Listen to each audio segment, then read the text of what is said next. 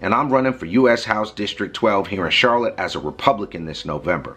We know that the Democrat machine controls Charlotte, but a common sense Republican like me can win if we can get our message out to the voters. If you're like me and fed up with deep state career politicians like Alma Adams and Joe Biden, help me send a message that their time is up.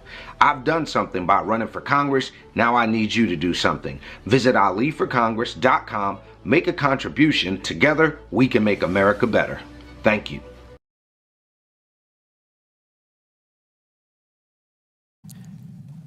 This hearing of the Committee on Oversight and Accountability will come to order. I want to welcome everyone here today, and I know we also want to welcome Speaker Johnson, who is also in attendance today.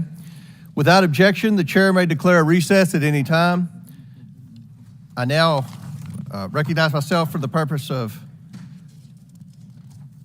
making an opening statement, but first, without objection, Representative Mills of Florida and Representative Miller of Ohio are waived onto the committee for the purpose of questioning the witness at today's hearing. Without objection to order. Good morning. Today's hearing is for the American people who are seeking answers about the attempted assassination of President Trump.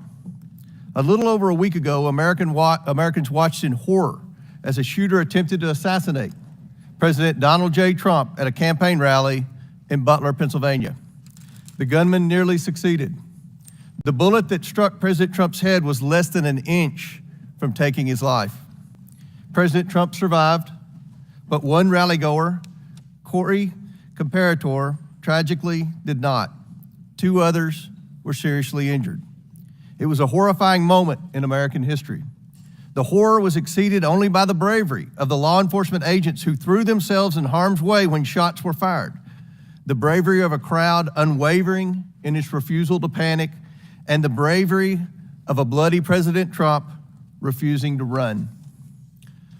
While we give overwhelming thanks to the individual Secret Service agents who did their jobs under immense pressure, this tragedy was preventable. The Secret Service's protective mission is to protect U.S. and visiting world leaders and safeguard U.S. elections through protection of candidates and nominees. The Secret Service has a zero-fail mission, but it failed on July 13th and in the days leading up to the rally. The Secret Service has thousands of employees and a significant budget, but it has now become the face of incompetence. The committee has a long track record of providing oversight of the Secret Service. Our predecessors, both Jason Chaffetz and Elijah Cummings, among others, worked together to issue warnings and recommendations to address obvious shortcomings in the agency's makeup and operations. Unfortunately, those warnings and recommendations have gone unheeded. A former president and current candidate for president was shot in the head by a sniper within 500 feet of the podium. This is unacceptable, and we are concerned the Secret Service lacks the proper management to keep protectees safe from bad actors. Americans demand answers, but they have not been getting them from the Secret Service. We are instead learning about new facts about the events surrounding the attempted assassination every day from whistleblowers and leaks. Americans demand accountability, but no one is yet to be fired for this historic failure. Today's witness, Secret Service Director Kimberly Cheatle, is here under subpoena to answer questions about how the agency failed President Trump and the victims who attended the rally in Butler, Pennsylvania. It is my firm belief, Director Cheatle, that you should resign. However, in complete defiance, Director Cheatle has maintained she will not tender her resignation. Therefore, she will answer questions today from members of this committee seeking to provide clarity to the American people about how these events were allowed to transpire. We will ask these questions because the Secret Service and its parent agency, the Department of Homeland Security, have been unwilling to provide answers to the American people. DHS has sought to push this hearing to a different time. Secret Service has suggested the hearing occur without media presence, and both agencies have provided only shallow explanations to Congress about what happened on July 13th. Indeed, DHS and Secret Service's lack of communication with the Oversight Committee required me to issue a subpoena compelling Director Cheatle to attend today, and still DHS requested more time to prepare. It shouldn't take this much time or preparation, Director Cheatle, to tell the truth and to be transparent with the American people. I am thankful to the ranking member, Mr. Raskin, for joining me and insisting that Director Cheatle appear today. God knows the ranking member and I disagree on many things, but that does not matter today. The safety of Secret Service protectees is not based on their political affiliation, and the bottom line is that under Director Cheatle's leadership, we question whether anyone is safe. Not President Biden, not the First Lady, not the White House, and certainly not the presidential candidates. The July 13th assassination attempt is one of the darkest days in American political history. It represents the ugliest parts of what American politics has become: hatred of each other and a dangerous turn to extremism. Before we were Republicans or Democrats, we are Americans. If we place our political affiliations above our duty and love of country, we cannot maintain a country. We must ensure our republic is strong, and our republic cannot be strong when our leadership, our elections, our institutions, and our candidates are threatened by extremism and violence. Today, Director Cheatle will answer questions about why she deserves to continue to play a critical role in preserving this country's safety and, at the very least, what led to the catastrophic, deadly events on July 13th in Butler, Pennsylvania. Again, I do not believe Director Cheatle deserves to maintain her position as head of the Secret Service, but members of the American people will make their own decisions based on her answers today. I urge Director Cheatle to be transparent and forthcoming in her testimony today. Americans deserve no less. We have a duty to find out how this happened and to ensure it never happens again. I now yield to Ranking Member Raskin for his opening statement. Thank you kindly, Chairman Comer. Elijah Cummings, whose beautiful visage looks down upon us, taught us that the way to find common ground in a crisis is to look for the higher ground. And last week, Chairman Comer and I came together to reach for that higher ground. We made a joint statement condemning the mass shooting and assassination attempt against former President Trump as a grave assault on our democracy. As we wrote, "We are united in condemning all political violence." I join the good chairman in expressing condolences to the family of Corey Comparatori and in sending healing wishes to the wounded victims also of this atrocious act of violence. Some are calling it a miracle that former President Trump escaped this AR-15 attack, unlike so many thousands of our fellow citizens who have been killed or seriously wounded in other AR-15 shootings. Whether this miracle is of divine providence or of an adventitious nature will be up to each of us to ponder, but our job in Congress is not simply to marvel at miracles or count on good luck, but to act as public policy legislators to do whatever we can to prevent future political violence, attempted assassinations, and mass shootings. The chairman and I are thus determined to get to the bottom of the stunning security failures that enabled this 20-year-old lone gunman who borrowed his father's AR-15 to perpetrate a mass shooting and assassination attempt at an event protected by the Secret Service as well as state and local police. We'll ask hard questions of Director Cheatle today in order to identify and understand the shocking security failures that occurred and to help transform the operations of the Secret Service to prevent anything like this from happening again. But we can't let ourselves off the hook either, dear colleagues. What happened in Butler, Pennsylvania was a double failure: the failure by the Secret Service to properly protect former President Trump and the failure of Congress to properly protect our people from criminal gun violence. We must therefore also ask hard questions about whether our laws are making it too easy for potential assassins to obtain firearms generally and the AR-15 specifically. Mr. Comparatori, former President Trump, and the other rally attendees wounded in Butler are now members of a club no one wants to belong to, the thousands of people who have fallen victim to mass shootings. Last year, we had 655 mass shootings in America, defined as 4 or more people being shot or killed in a single event, not including the shooter. 712 people died and nearly 2,700 people were wounded in these attacks in 2023. Mass shootings are commonplace. They happen at political rallies and constituent meetings, in our elementary schools, middle schools, and high schools, in churches, synagogues, and mosques, in movie theaters and parades, in nightclubs and grocery stores, in concerts, and on street corners. Here are the worst mass shootings in the last 11 or 12 years. The list is a grim reminder of the horrific damage and death wrought by assault weapons and the AR-15 in particular that have taken the lives of our children, parents, colleagues, and neighbors. This is a very partial list. Mass shootings have become so frequent that we don't even hear about them anymore. Since the mass shooting in Butler, there have already been at least 10 additional mass shootings in America, 2 of which took place the same day that former President Trump was targeted. One of the mass shootings on that violent Saturday, July 13th, happened at 11 p.m. at a nightclub in Birmingham, Alabama, where 4 people were shot dead and 10 others wounded. This means, amazingly, that the Butler attack was not even the deadliest mass shooting to happen in America on that day.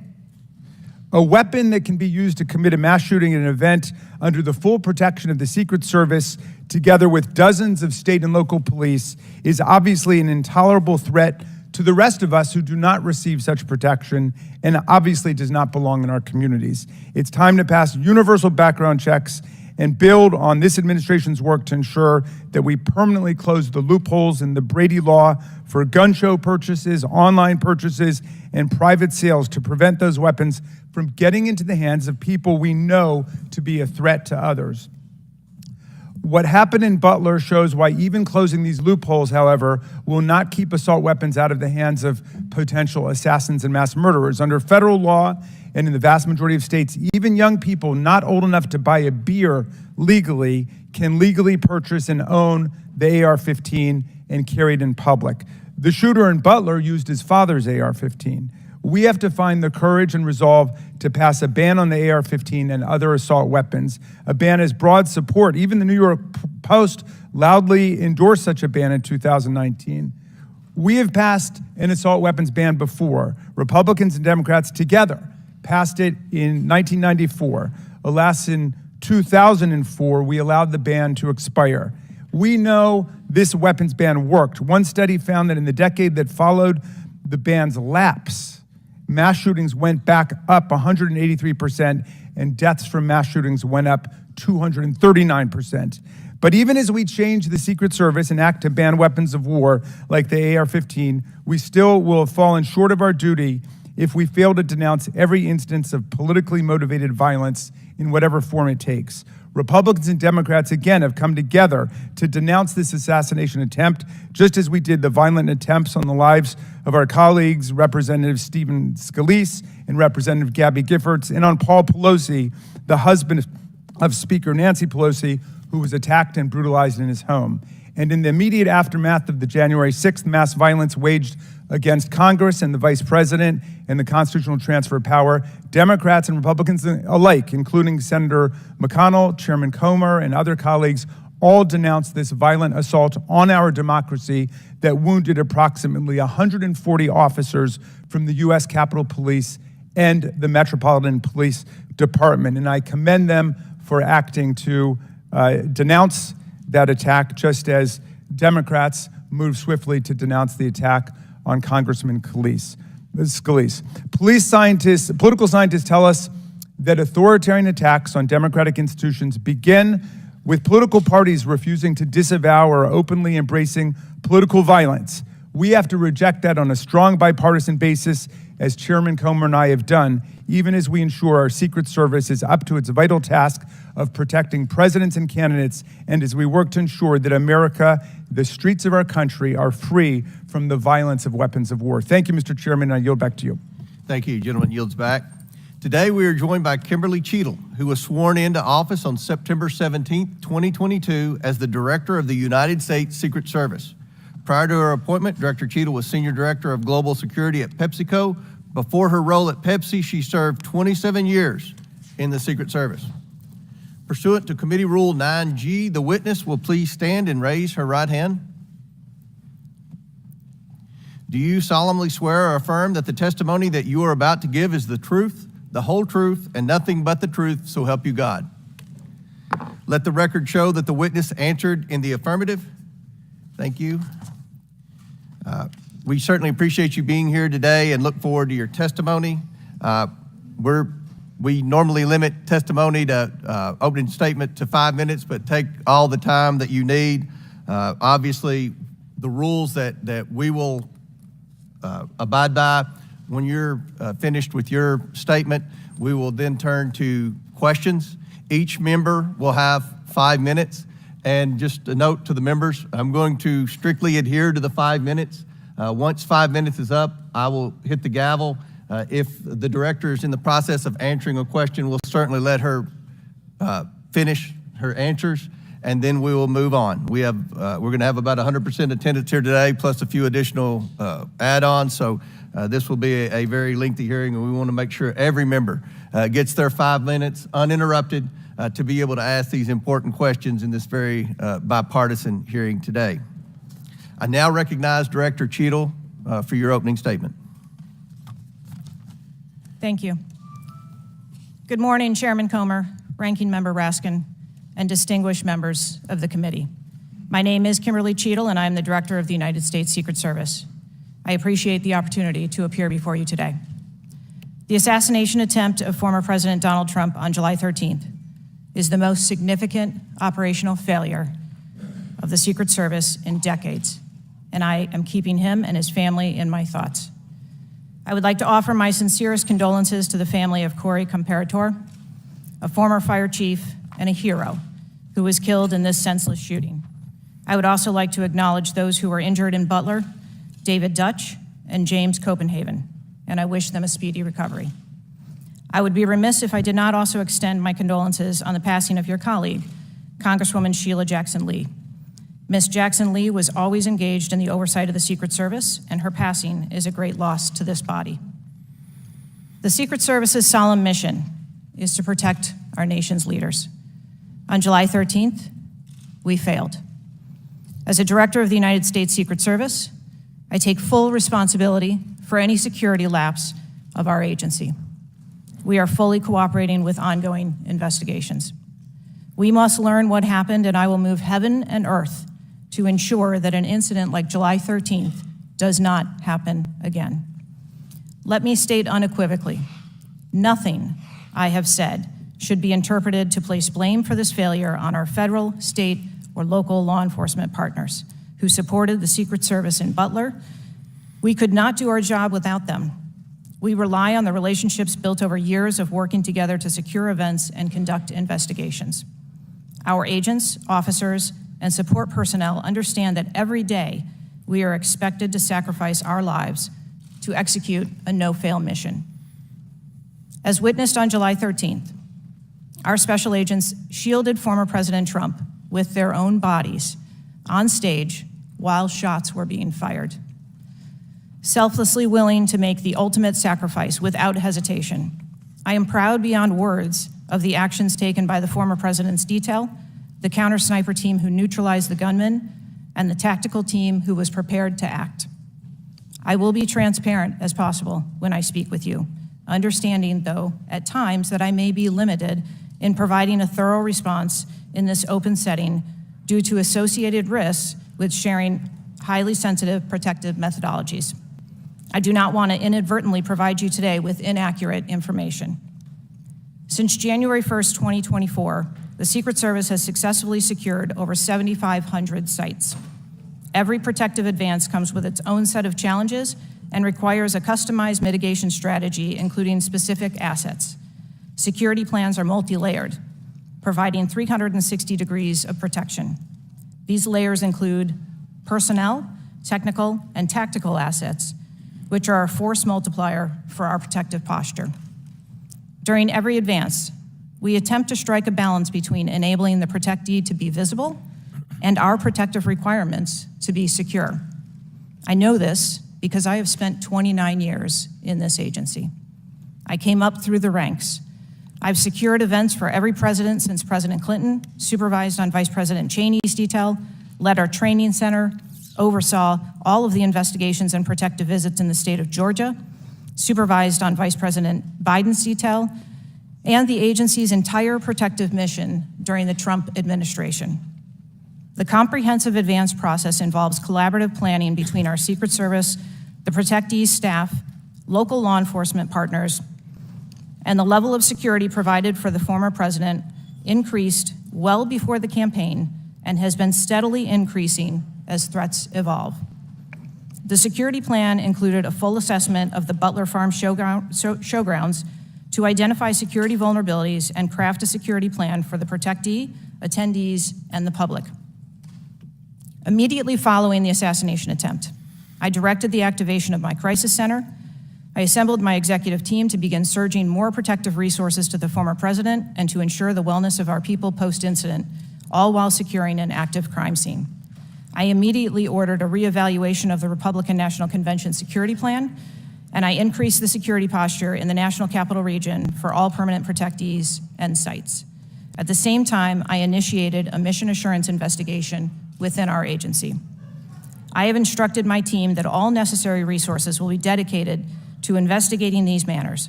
We will not rest until we have explored every option, and we will leave no stone unturned. But I want to be clear, I am not waiting for these investigations to be completed prior to making changes. Over the past 2 weeks, we successfully led the planning and execution of the 75th NATO Summit and the Republican National Convention. Over the next few months, we will implement security plans for the Democratic National Convention, the United Nations General Assembly, and have already begun planning and coordinating the 2025 inauguration. It is now more important than ever for the men and women of the Secret Service to remain resilient and to focus on what is necessary to carry out our critical mission. Our agency needs to be adequately resourced in order to serve our current mission requirements and anticipate future requirements. The Secret Service currently protects 36 individuals on a daily basis, as well as world leaders who visit the United States, like Israeli Prime Minister Benjamin Netanyahu, who arrived in Washington, D.C. today. The coming years will bring an unprecedented heavy protection tempo. I have no doubt that the processes that I have implemented during my tenure as director, in addition to my nearly 30 years of experience in this agency, have positioned the Secret Service to be stronger. Our mission is not political. It is literally a matter of life and death, and the tragic events on July 13th remind us of that. I have full confidence in the men and women of the Secret Service. They are worthy of our support in executing our protective mission. I will now answer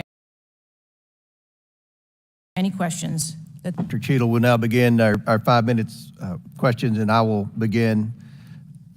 Just for the record, the Secret Service has an annual budget of around $3.1 billion, and I believe around 8,000 employees. Is that correct? Yes, sir. Obviously, there were many security failures on the day of the attempted assassination and leading up to that day. Let's start with the building that the shooter used to shoot President Trump from.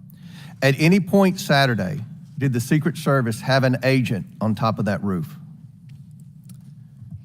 Sir, I'm sure, as you can imagine, that we are just 9 days out from this incident, and there's still an ongoing investigation. And so I want to make sure that any information that we are providing to you is factual. You can't, okay. Why did the Secret Service not, can you answer why the Secret Service didn't place a single agent on the roof? We are still looking into the advance process and the decisions that were made. Okay. Wasn't that building within the perimeter that should be secured? Do we agree with that? The building was outside of the perimeter on the day of the visit. But again, that is one of the things that during the investigation we want to take a look at and determine whether or not other decisions should have been made. One of the things that you said, I believe in an interview, that there wasn't an agent on the roof because it was a sloped roof. Is that normal, and do you fear that that immediately creates an opportunity for future would-be assassins to look for a slanted roof? I mean, this is a huge question that every American has. Why wasn't a Secret Service agent on the roof? And there have been reports that agents were supposed to be on the roof, but it was hot that day and they didn't want to be on the roof. Can you answer any of those questions, Director? So I appreciate you asking me that question, Chairman. I should have been more clear in my answer when I spoke about where we placed personnel in that interview.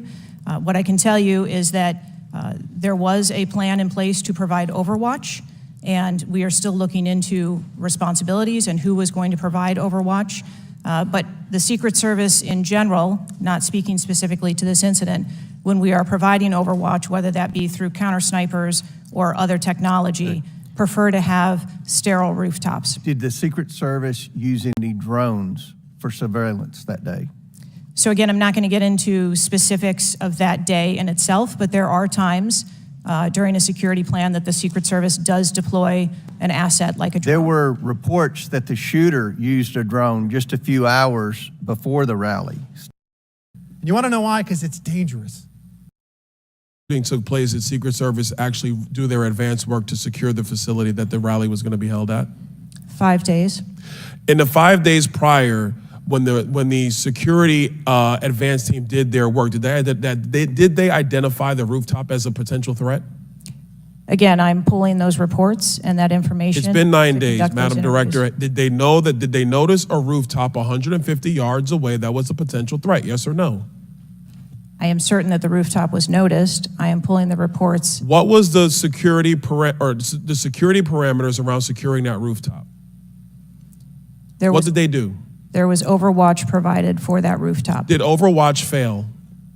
I am waiting to hear what the results of the investigation were so that I can identify where the failure was. Who did you talk to that was on the ground that day that was responsible for Overwatch? What are their names? I'm not going to provide their names in this setting. Did you talk to the people that were providing Overwatch that day? I've talked to the people that conducted the advance on that day and that were working the shift and were the counter snipers on that day. So you talked to the counter sniper team, you talked to the people who were providing Overwatch that day, and you talked to the advance team, correct? Yes, sir. What did they tell you? We are putting together a comprehensive report so that I can identify exactly where the gaps and the failures. When the counter sniper team was on the roof and they identified that there was suspicious activity on the roof in question, what was the chain of command's orders around the person on said roof? Because I'm quite sure somebody saw under your organization, the Secret Service, I'm quite sure somebody saw the shooter on the roof. So what was the communication through the chain of command to deal with said person? What I can tell you is that when the individual was identified by the counter sniper, they took one shot and neutralized that individual. But that was after the shooter already took a shot, is that correct? That is correct. So what you're saying now is that the Secret Service did not see the shooter on the roof until after the shooter took a shot? I do not have all of those details at this time. If you don't have those details after 9 days, Director, then what you're telling me is that you guys didn't see it. Is that correct? I am telling you I don't have all the details of the sequence at this time. Director, it's been 9 days. Either you have the information or you do not. Is that correct? We are still in the process of conducting interviews and an investigation. Some of my colleagues have texted me over the last couple days, bipartisan, about whether you should lose your job. And I've been quiet on that question because I wanted to see what you were going to do today. In my opinion, you do need to be fired immediately. And it is because this is gross incompetence. And the fact that it's been 9 days, and these are simple questions to answer, I'm quite sure if I asked any one of my kids if they got in trouble and I told them to give me the details, I would get more answers from them than I'm getting from you right now. And that's what's frustrating on a bipartisan basis, on a nonpartisan basis. This is a joke. And Director, you're in charge. And that's why you need to go. Mr. Chairman, I yield back. Chair now recognize Mr. Goldman from New York. Thank you, Mr. Chairman. Director, I want to follow up and just understand a little bit why there is so much information about this out in the public, including some from you and your communications team, and yet you're here pursuant to a subpoena under oath in front of Congress, and you're unable or unwilling to answer some of those same questions. Can you just explain why you are answering so many fewer questions here than you have to the media? I'm answering the questions that I'm able to answer based on the fact that there are multiple ongoing investigations. But you have answered some of these questions previously, correct? To the public, to the media. Which questions? Well, did you have an interview with ABC News? Yes, I did. Okay. And did you explain the interaction between local law enforcement and the Secret Service, and that local law enforcement was responsible for securing the perimeter of the building where the shooter was? I said that the Secret Service is responsible for designing and implementing and executing the security plan, and that we rely on the assistance of our local law enforcement partners to assist us with that plan. Let me ask you something. Were you given any instructions about what you can and cannot answer here today? My ability to answer questions is solely reflective of the fact that there are multiple ongoing investigations, and I want to make sure that I provide accurate information that doesn't conflict with any of those investigations that are going on. So is it your view that you can't talk about anything that happened that day until those investigations are completed? My view is that I want to make sure that this committee and the American public gets correct and actual information. And so is it your view that that can only happen after the completion of the investigation? It is my view that when the investigations are complete, that we will be able to share that information. And how about before that?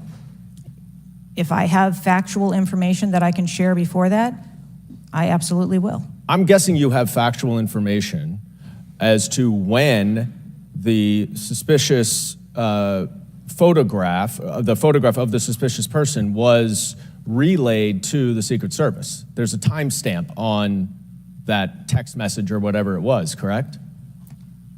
Sir, I'm sure you can understand that when you're dealing with text messages, emails, and other communications, the timelines don't always match up. Not really if they're time-stamped, but let me move on. Because you have acknowledged that this was a major security failure, is that right? Yes. Do you acknowledge that it was a major security failure not to secure the rooftop of the building that the shooter shot from? I believe at this time that the rooftop was provided overwatch. I acknowledge that we are unaware at this time how the individual was able to access the roof. Overwatch meaning from other counter, sniper, other higher points? Correct. And so was it a failure then that when that shooter was on the rooftop that Overwatch did not identify him before he fired his shots? I don't have the timeline of how the individual accessed the roof, where they accessed the roof, or how long they were on the roof. Let me ask a couple things quickly. You have testified here about all the resources that the Secret Service needed to deploy to protect the NATO summit and all of the leaders here, is that right? Yes. Did you have to rely more on local law enforcement because of the NATO summit for this event? The Secret Service routinely works with local law enforcement at every event. It doesn't matter whether it is a NATO summit, NSSE, the RNC in No, but that's not my Milwaukee. question. Obviously, there's a natural give and take as to, I'm sure, how many agents you deploy and how much you rely on local law enforcement. Did you have to rely more on local law enforcement because there were fewer Secret Service assets available because of the NATO summit? No. I hope we get answers before the completion. I don't like the fact that the media has more answers than Congress has. If this is a function of getting your ducks in a row, I assume you have access to a lot of these reports and a lot of this information, and you should have come prepared here today. And I would just want to flag, Mr. Chairman, before I yield back, that I want to just point out one thing that my colleague from Texas was talking about, when he said he recreated the shooting twice with an AR-15, and he had a 94% success rate, 15 out of 16 shots. I don't know why that doesn't convince him that we should get rid of AR-15s, but clearly we need to do something about the prevalence of AR-15s and weapons of war on our streets. And I yield back. Chair now recognize Mr. Perry from Pennsylvania. Thank you, Chairman. Director, I guess 60 days is the time of the investigation. Is that the information that you've put out, or where did that come from, 60 days? Or is that just information that the committee members are talking about? I stated that earlier today. I've asked Okay, my 60 team. days. So are you receiving regular updates? You're in charge of the Secret Service. This is about your organization, what happened 9 days ago. Are you receiving regular updates from the FBI on their investigation? Yes, I am. So you know some things are true, some things are probably not true. We want to talk to you about the things that we're hearing about and find out if they're true. Have you've been in contact with the FBI, then you're getting updates on a daily basis, right? Yes. Based on what you said. Okay, so, and are you confident that the person in question, Mr. Crooks, was the only person firing that day against the president or the crowd? Is he the only one? I'm not asking you yet if he acted alone, but is he the only one, or can you say that with certainty to the American people? That is the information I have at this time, yes. Okay, does it appear he acted alone? That's the information we have at this time. Okay, now let's talk about the fact that he was noticed as a person of interest, of concern, suspicion, as you say. Your PI team, how do they stay in, there's a sea of people. How does the PI team get to that individual that's in question in the sea of people? How's that individual tracked? Our protective intelligence teams that work at our sites are paired up with a local police counterpart, and so they work in conjunction together. So they just follow them around, or let me ask you this. Looking at the site, you have multiple perimeters, right? You have the secure perimeter, the inside perimeter, you have multiple perimeters. Was the AGR so-called building the highest location affecting the site of the rally? Was it the highest location? I believe the highest location at the site was where our counter snipers were. What about the water tower positioned. adjacent? What about how high is the water tower? I don't have the height on the water tower. Okay, seems like water towers are pretty high, at least in the photo. It looks like it might be, there might actually be a building right behind the AGR building that is even higher than the building that Crooks fired from. You're familiar with cover, concealment, and defilade, right? You're familiar with those terms? Yes. So how would your sniper team or your PI team track the individual and give vectors to Secret Service on the PI team to get to that individual to question him? And how would you cover the defilade, the cover and concealment of low areas that you can't see from where your sniper team immediately adjacent to the president were sighted? How would you do that if you're not up on the high ground? So when our counter sniper teams go out and conduct an advance, they have a methodology and provide a grid system that our response teams are able to vector in if they see something that is troubling. So when Mr. Jordan asked about the assets that were requested, let me just ask you about assets requested. Were aerial assets requested for this event from either the Secret Service or state police or anybody else, drone, manned, otherwise? Aerial assets, were they requested? I can't speak to what the local Just asking police if they were may requested. have conversations with the local police, but I can tell you that the assets that were requested from the Secret Service for the site that day were all granted. But were aerial assets requested? I didn't ask if you used them or what you used. Were they requested? Overwatch was requested and Aerial. that was provided. Is that aerial? Because Overwatch could mean on the water tower or not on the water tower. Can you be specific, ma'am? I'm running out of daylight here. I understand. If you're asking me about specifics, whether or not there was... Is it not clear what I'm asking you? Were aerial assets requested by the president, by Secret Service, by anybody? Were they requested? The Secret Service, we felt that we had a good plan in place. Okay, fair enough. How about K9 assets with bomb sniffing or explosive sniffing capabilities? Requested. I didn't say they were present. Were they requested? Those requests were fulfilled. They were requested and fulfilled. So was the Crooks vehicle inside any of your perimeters? No, it was not. It was not. How did you, so it was not within the, it was not, so what, was there a device located on Mr. Crook's body to detonate the vehicle? That is the information that I have. So what would be the point of detonating the vehicle if it was not inside the perimeter? I have no idea what Mr. Crook's motivation was. Ma'am, the fact that you haven't, I'll close with this, Mr. Chairman, haven't even visited the site. I understand there are other things going on, but the culture of your organization, the culture that doesn't, do you know how tall the president is? How tall is the president? President Trump, how tall is he? I don't, he's over 6 feet tall. I don't have Okay, the so exact do you height. assign agents based on their ability to cover physically and carry, if necessary, the President of the United States when you assign them to this mission? Is that a parameter that is considered? I assign agents to work our protectees that are capable and have been trained by the Secret Service. I understand they're trained, but if you're not tall enough, it has nothing to do with, we're not mad at you, but if somebody's 7 feet tall and you're 5 feet tall, there's going to be a delta there that is problematic in protecting the protectee. And I'm asking, is that a consideration when when these agents, not saying you, but when they're assigned to the protectee?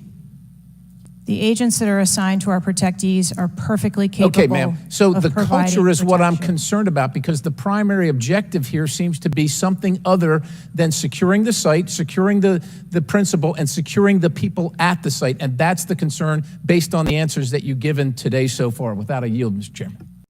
Chair now recognizes Mr. Moskowitz from Florida. Thank you, Mr. Chairman. Thank you for this hearing. I want to thank the subpoena that you sent. I want to thank Ranking Member Raskin and your work, the letter you sent to the committee. And I also support the creation of a commission to get to the bottom of what happened. Director, I just want to give you an honest assessment of how this is going for you today. Did you happen to catch the hearing many months ago in education where there were a bunch of university presidents and Elise Stefanik asked a very easy question and couldn't get an answer? Did you see that hearing?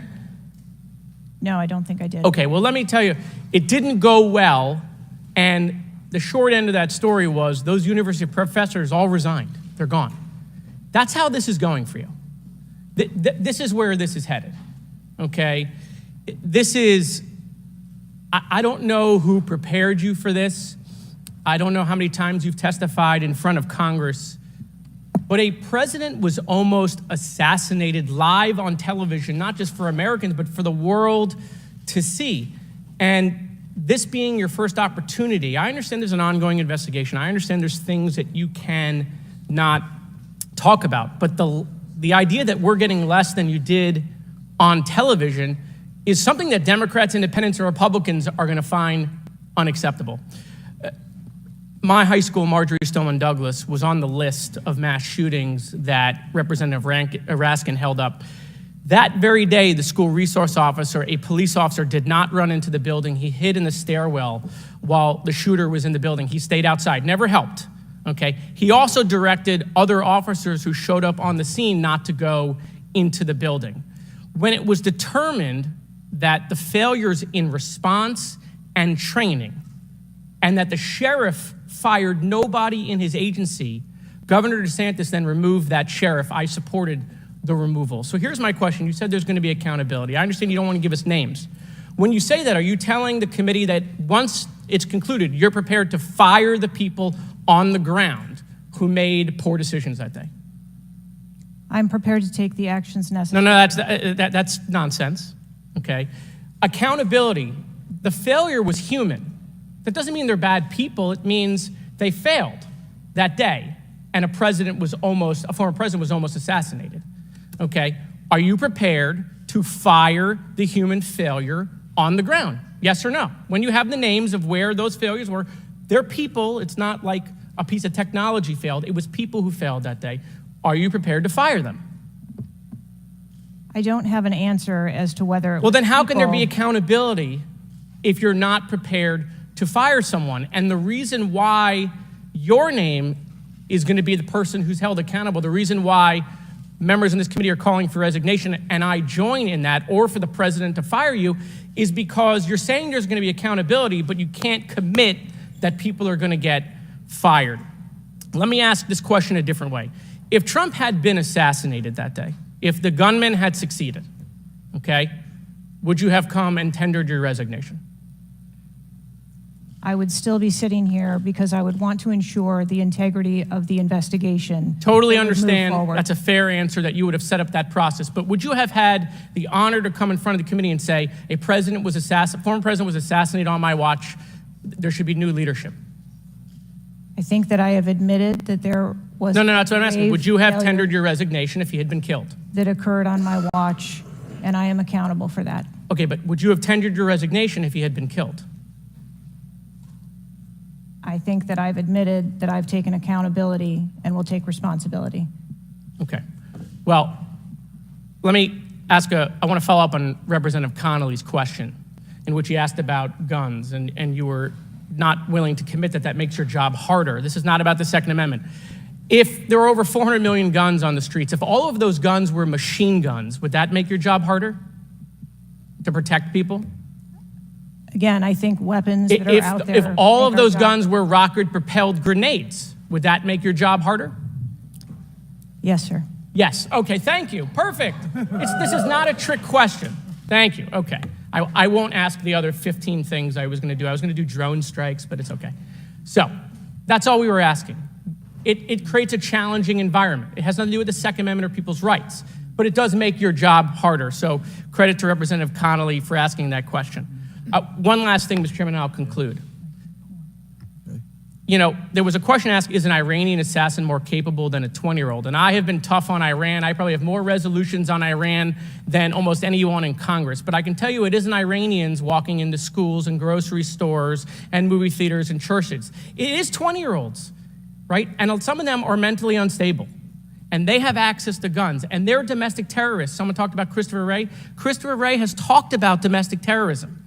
And so, yes, we collectively come together on foreign threats, and I am not at all debasing the fact that there are foreign threats here and abroad, but there are domestic threats, and we have to get to the bottom of how we stop domestic terrorism, because it was a 20-year-old who walked into my high school and killed 17 people. He was plenty capable, and he was an Iranian. Thank you. Chair now recognizes Mr. Timmons from South Carolina. Thank you, Mr. Chairman. Director Cheatle, we've asked you a lot of questions and haven't really got a lot of straight answers. I have intentionally created a line of questioning that I think that you can answer. So the first question is, do you agree that the allocation of Secret Service resources should correspond with the risk profile of any given event? A higher degree of risk at one event should get more resources. Is that fair? That is fair. Okay. And when two events occur at the same time in the same geographic vicinity, that the risk profile of each event should be taken into account, and whichever event is greater risk should receive greater resources. That is correct. Okay, so I'm gonna go over the Trump event. So this was publicly announced July 3rd, Butler, Pennsylvania. The venue is an outdoor fairground, open air, no existing security. The crowd size was expected to be tens of thousands. It ended up being over 20,000.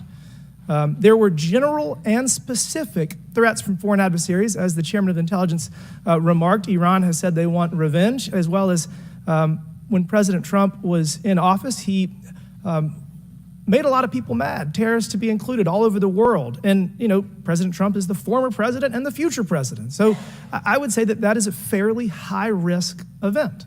Would you agree? Yes. Okay, let's conversely, the First Lady had an event at a casino in Pittsburgh, just a few dozen miles away. It was a dinner for the Italian Sons and Daughters of America. It was publicly announced on July 10th. What's interesting is that the casino is actually extremely secure. They already have magnetometers existing prior to this event even being announced. It was in a ballroom. And the size of the crowd, a mere 400. There were no specific threats. There may have been general threats. And the asset is the First Lady. Those seem like there's a huge disparity relative to risk. Would you agree? Yes. Okay, thank you. multiple whistleblowers and various media outlets have reported that the Pittsburgh field office of the Secret Service allocated 12 additional post standers to the First Lady's event and 3 additional post standers to the Trump rally. Is that correct? There were no assets that were diverted from the First Lady's No. This is a very visits. simple question. I'm not asking if anyone was diverted. Did the First Lady's event that was relatively secure, especially compared to Trump's rally, get 12 assets? And did the First Lady's event get 12 assets and Trump's get 3 from the Pittsburgh field office? That's a yes or no question. If you don't know, don't answer it. I mean, if you don't know, don't The answer number of it. personnel that were allocated to both of those events were comparable to the risk at both of those events. Wow.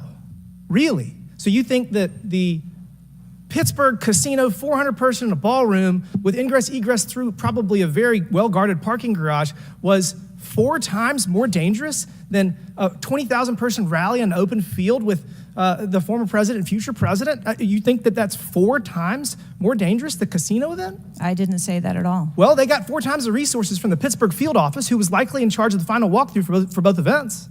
I mean, we've continually highlighted the failures of the Secret Service at the Trump rally. And, you know, you have the former and future president getting shot. You have multiple injuries, 1 fatality.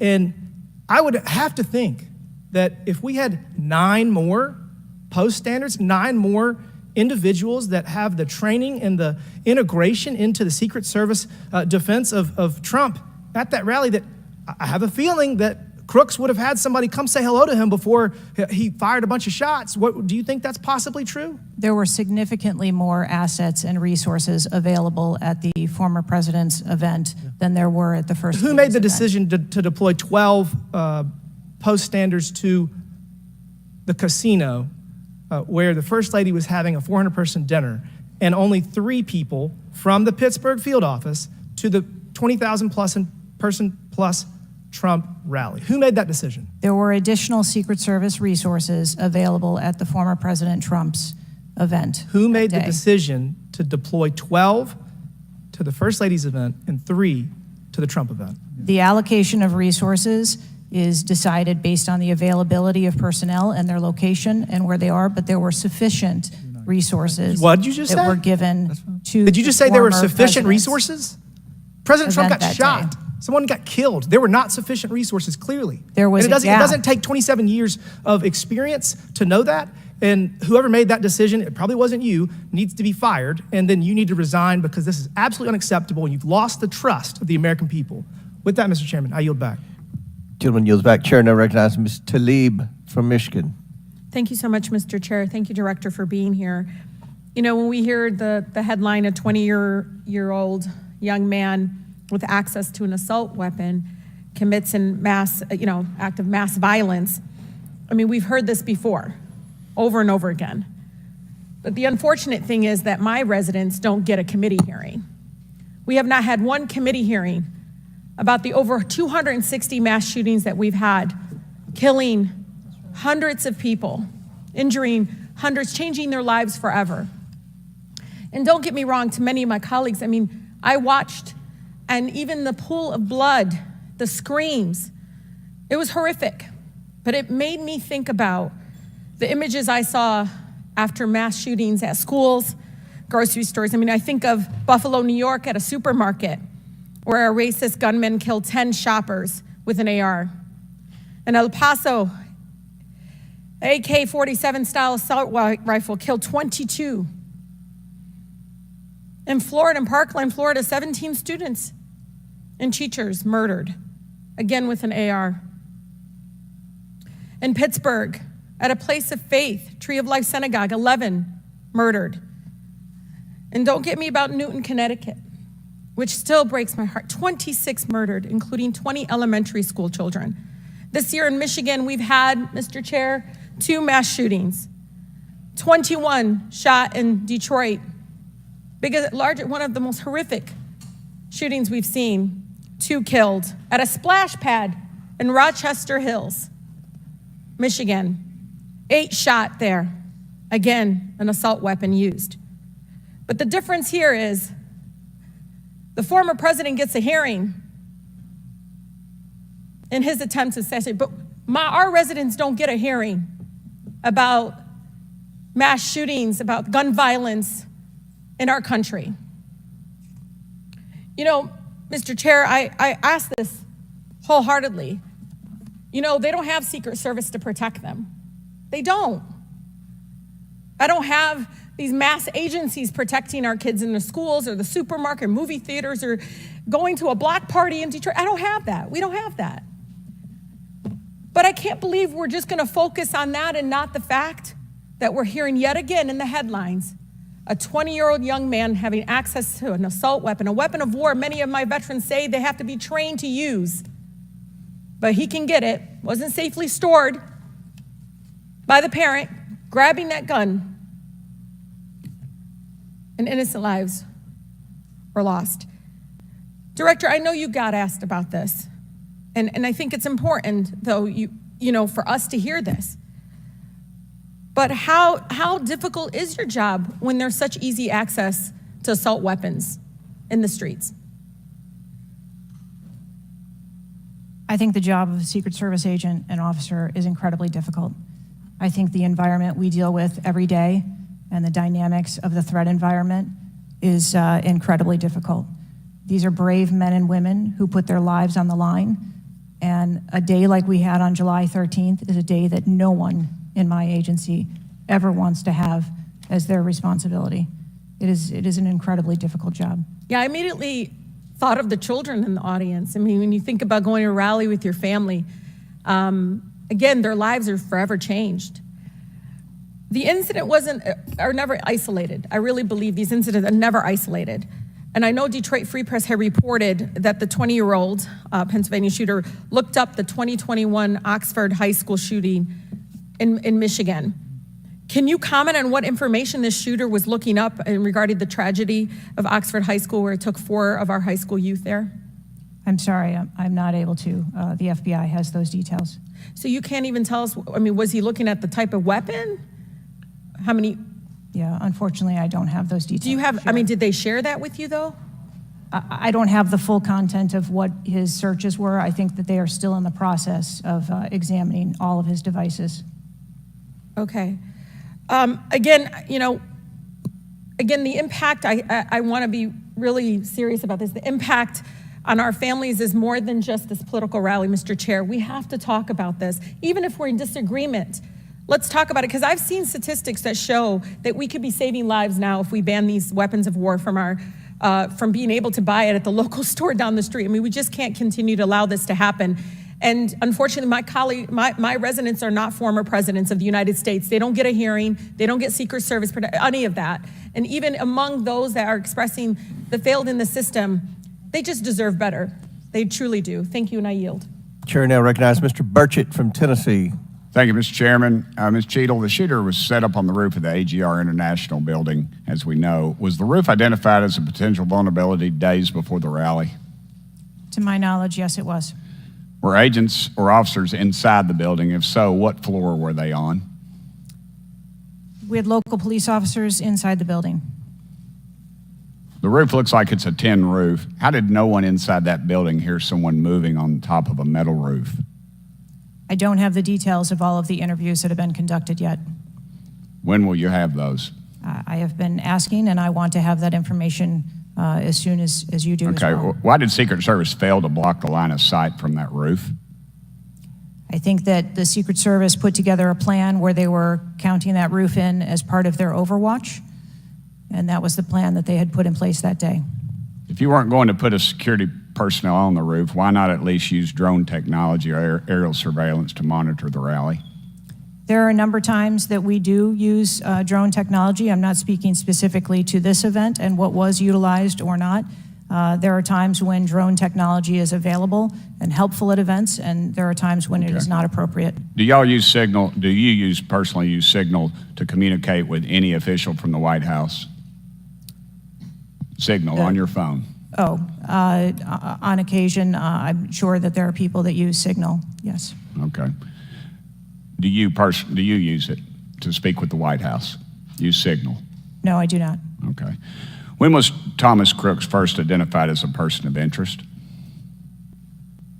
Let me help you. At 5:10, he was spotted with a rangefinder at 5:51. And when did Secret Service notice him? Again, I don't have those specific timelines, but it was a relatively short period of time. Let me help you. 5:52. Ms. Cheatle, why was President Trump allowed on stage 10 minutes after the Secret Service spotted a suspicious individual? That seems to me to be the worst thing of all. Of all the breakdown and all this communication, all the BS you've been feeding us here today or not feeding us, that seems to be the question. So as I've stated before, there are a number of events where suspicious people may be identified. That doesn't necessarily... Ma'am, I submit to you, you got a guy who's going to be the next president of the United States. He's on stage. I've been to these events. We've all been to these events. A car backfires, and there's a 15-minute dadgum wait. That's not acceptable. Did the Secret Service tell President Trump they'd spotted a suspicious individual before he was shot? I am unclear as to what the communication was with the former president at that time. I'll take that as a no. Did y'all deny President Trump's request for more security, yes or no? And when was the most recent request for additional security? The rally request for security, all of those requests were fulfilled. And were there any personnel redirected to Jill Biden's rally? No. Who made the decision on the direction of agents at either one of those rallies? I'm unclear as to your question on the direction of the agents. I said, who directed those agents to be at Ms. Biden's rally or President Trump's rally? The specific agents. So there is a methodology in which agents are available for assignments, and they are assigned based on either geographic location or logistics or flight. Ma'am, I appreciate all that, but that methodology about got President Trump killed. Was the security detail guarding President Trump a temporary detail? The personnel who are assigned to the former president's detail are assigned to him. Why was there a different detail on the opening night of the convention than the detail that was guarding him in Pennsylvania? The president has a very large permanent protective detail assigned to him. They work shift work, and so it could be that people you saw at the rally were not working the same shift the day that he was. I can assure you, ma'am, somebody that's a lot shorter than the president was not at the convention, and the people that were cowering down behind the mass of agents that were on top of the president were not in the convention hall. At least I didn't see them. You can't seem to answer a single question about an ongoing investigation, ma'am, and you don't know when the information will be released publicly. Are you waiting for the administration to sign off? No, I am waiting for the results of the investigation, at which time. Okay. Let me ask you one more question. You found explosives in the shooter's possession. Is that correct? The FBI found explosives. Do we know who directed this young man how to make those explosives? I believe that the FBI is still looking into that on their investigation. Ms. Cheatle, you said that the buck stops with me, and I agree. I don't think you should resign. I think you should have been fired. Ma'am, you are a DEI horror story. I've told my daughter multiple times, my wife and my daughter, we talk to her all the time about how she's going to succeed in life. She'll succeed in life by achieving. Ma'am, you have not achieved today. You've let the American public down. If it was up to me, you'd be gone. Thank you, Mr. Speaker, Mr. Chairman. Chair now recognizes Ms. Crockett from Texas. Thank you so much, Mr. Chair. And let me just pick up where my colleague from Tennessee left off. Director Cheatle, was the incident on July 13th due to DEI, or rather systemic failures in communication and potentially safety protocols? The incident on the 13th has nothing to do with DEI. The incident on the 13th has to do with a failure or a gap either in planning or communication. Thank you so much. In fact, I have a few articles that I will enter into the record once I wrap up that actually acknowledge a number of women specifically for their valor in their service, whether it's been in various levels of law enforcement. But, you know, I want to stick here for just a second, because earlier you had a conversation in which there was a discussion about training. And I want to talk about training, and I want to talk about the fact that there's been a little bit of dancing around as it relates to this being a suspicious person and this being a situation that was perceived to be a threat. And it seems as if there's a different analysis that takes place. One of my questions has to do with if you have any bias training that your officers undergo. And the reason that I ask that, because as a civil rights lawyer, I have learned so many times in having to deal with law enforcement that there usually is not a perception of a threat when it is a young white male, even if they are carrying a long gun. Yet a lot of times, at least in this country, when it comes to law enforcement, there is a perceived threat just by somebody having a little bit more melanin in their skin. So I'm curious to know, because a lot of times, one of the things that we have consistently pushed for on my side of things, and when I say my side, is once we are looking at a tragedy in which law enforcement made an error, is the bias training and whether or not our officers are getting it. So I'm curious to know, in some of the training that you talk about that is part of your budget, has bias training been part of that? Yes, it is. Okay, thank you. I know that today is a rough day, and on that day in Pennsylvania, it was a rough day. And the reality is that I understand it, and you may or may not know the answer to this question. In the space in which this event took place, it was an open carry space. Is that correct? That is correct. Okay. So I hail from the state of Texas, and interestingly enough, I was serving in the state house right after there was a mass shooting in El Paso. We had an opportunity to do right by our citizens in Texas, but we did not. Instead, they passed permitless carry. And what my colleagues kept trying to get you to answer, because we want to come up with solutions, we don't want to keep pointing the finger. And right now, you've got a bunch of fingers that are pointed at you. But our job is to solve problems for the American people. And to be perfectly honest, the numbers are clear. I think almost every major law enforcement agency come forward and say that they were against permitless carry because they said that their jobs would be made more difficult. Unfortunately, my colleagues on the other side of the aisle in the state of Texas decided that they would ignore those warnings, and they passed the law instead. And right after they passed that law, we ended up with Uvalde. And we heard the stories of those officers that were scared to go in and save those babies because of the firearm in that case, 18-year-old had in his hands. They also were given an opportunity to say, hey, raise the age and make it to where at least you have to be 21 before you can possess this type of weapon. And they chose not to. And we have the facts. It shows, and I'll enter this into the record as well if there is no objection, deaths from firearms keep climbing in Texas decades after lawmakers began weakening gun regulations. That is from the Texas Tribune. Without objection, so ordered. Thank you so much.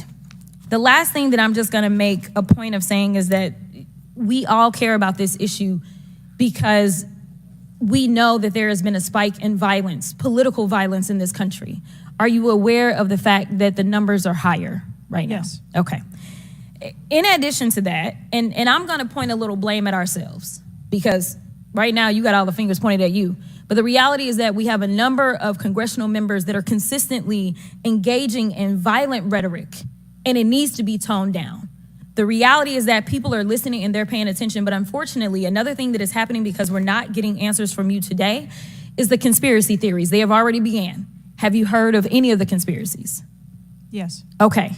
The problem with these conspiracies is that when people believe that, say, the president of the United States ordered a hit, or they believe it was an inside job, or whatever conspiracies they believe because they don't have any facts in front of them, that potentially incites the next level of violence at the next event in retaliation for this. So we are only begging for your job as it relates to being the director, as well as the men and women that you are protecting as their director, that you keep them safe by making sure that the American people have the information that they need so that they can feel as if Secret Service is on the side of the American people. And ma'am, I don't doubt that Secret Service is on the side of the American people. But right now, so long as these conspiracy theories continue to fester, it is going to make your job that much harder. Thank you so much, and I yield.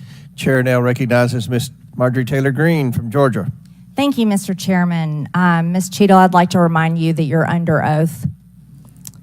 The site team has a senior supervisor, an advanced team, a protective intelligence team, a counter sniper element, and detail. Who was the agent in charge? How long has she been the agent in charge? And what is her Secret Service background? So I'm not going to provide a name. Why not? You're here to answer our This questions. forum, I'm not going to provide names of. You stated in your testimony, you said, I am here today to answer your questions. That is correct. Answer the question. I'm not going to provide names of our personnel. To Why this not? committee today. The American people are demanding these answers from you today, Ms. Cheatle. I will do the best to provide you accurate information based on the facts that I have at this time. You're not answering our questions. The advance element coordinates with other intel or law enforcement partners, identifies threats and weaknesses at the sites and movements. We'd like a copy of the advance report. Have you brought it here with you today? We will comply with the request for the documentation that has been requested. When will that be, Ms. Cheatle? Because you should have brought it today. I am certain that our personnel are working on obtaining all of that documentation. I don't believe you, and neither do the people watching this hearing. You're not doing well, as Mr. Moskowitz informed you. You've been sitting here for over 3 hours, and I have you know the entire country is demanding you resign and demanding that you be fired if you do not resign. Things are not going well for you. You need to answer the questions. Was there a protective intelligence team, and what technical resources were utilized for that event, specifically drone or helicopter assets? There were a number of technical assets that were deployed for that event, and there was a protective intelligence team that was assigned to that event. Why was Crooks able to fly a drone over the entire area the day of the rally and the day of his assassination attempt? To my knowledge, he did not fly the drone over the entire area. How did he fly a drone over the area, period? Any part of the area? Again, I would have to go back and check the timeline of when that took place and when the event. Why didn't you bring the timeline with you today to answer our questions? I don't have all of the answers on the timelines based on the criminal investigation. Were you not prepared today to answer our questions? I am prepared to answer the questions based on the information and wanted to be able to provide. Do you have a timeline do you have a timeline at all from any of the day? I have a timeline that does not have specifics. That's shocking. That is absolutely unacceptable. That means you are a failure at your job. Let's talk about things that are prohibited in Trump rallies. And I've been to a lot of Trump rallies. Backpacks and bags, bicycles, firearms, any type of weapon, or any other item determined to be a potential safety hazard, like a rangefinder would be one. At 5:10, Crooks is first observed by one of the snipers, AGR Sniper 1, at the building. 5:10, President Trump was shot in the face at 6:11 p.m. 5:28, AGR Sniper 1 takes a picture of a bicycle and 2 bags. Those belong to Crooks. 5:32, AGR Sniper 1 spots Crooks looking at his phone and using a rangefinder. 5:55, Butler ESU Command confirms receipt of photos and states they have been relayed on. 6:05 p.m., AGR Sniper 1 later communicates that Crooks is seen moving northeast in direction of Sheets and that Crooks has a backpack. 2 minutes before the shooting, while President Trump has been allowed to take the stage, people see Crooks laying on his stomach in a sniper position on the roof, and they're yelling he has a gun, and they are trying to alert law enforcement and Secret Service. Why was Crooks not shot by the snipers? Why was he allowed to be there? As soon as the individual was identified as a threat, they were... No. What do you consider to be a threat? A man with a gun laying in a sniper position, a man that had a backpack, a man that had a bicycle, a man that had a rangefinder. At what point is he determined a threat? An individual with a backpack is not a threat. An individual with a rangefinder is not a threat. What about a man laying on a building that has direct line of sight of President Trump with a gun that people are screaming and pointing out. Is that a threat, Ms. Cheatle?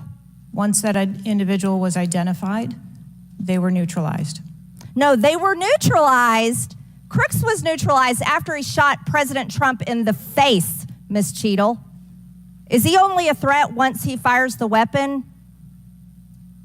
As soon as the counter sniper identified that individual, they were able to neutralize them. How were people in the crowd? Okay, then let's just take it this way. People under your command did not consider him to be a threat, yet people in the crowd knew he had a gun and considered him to be a threat.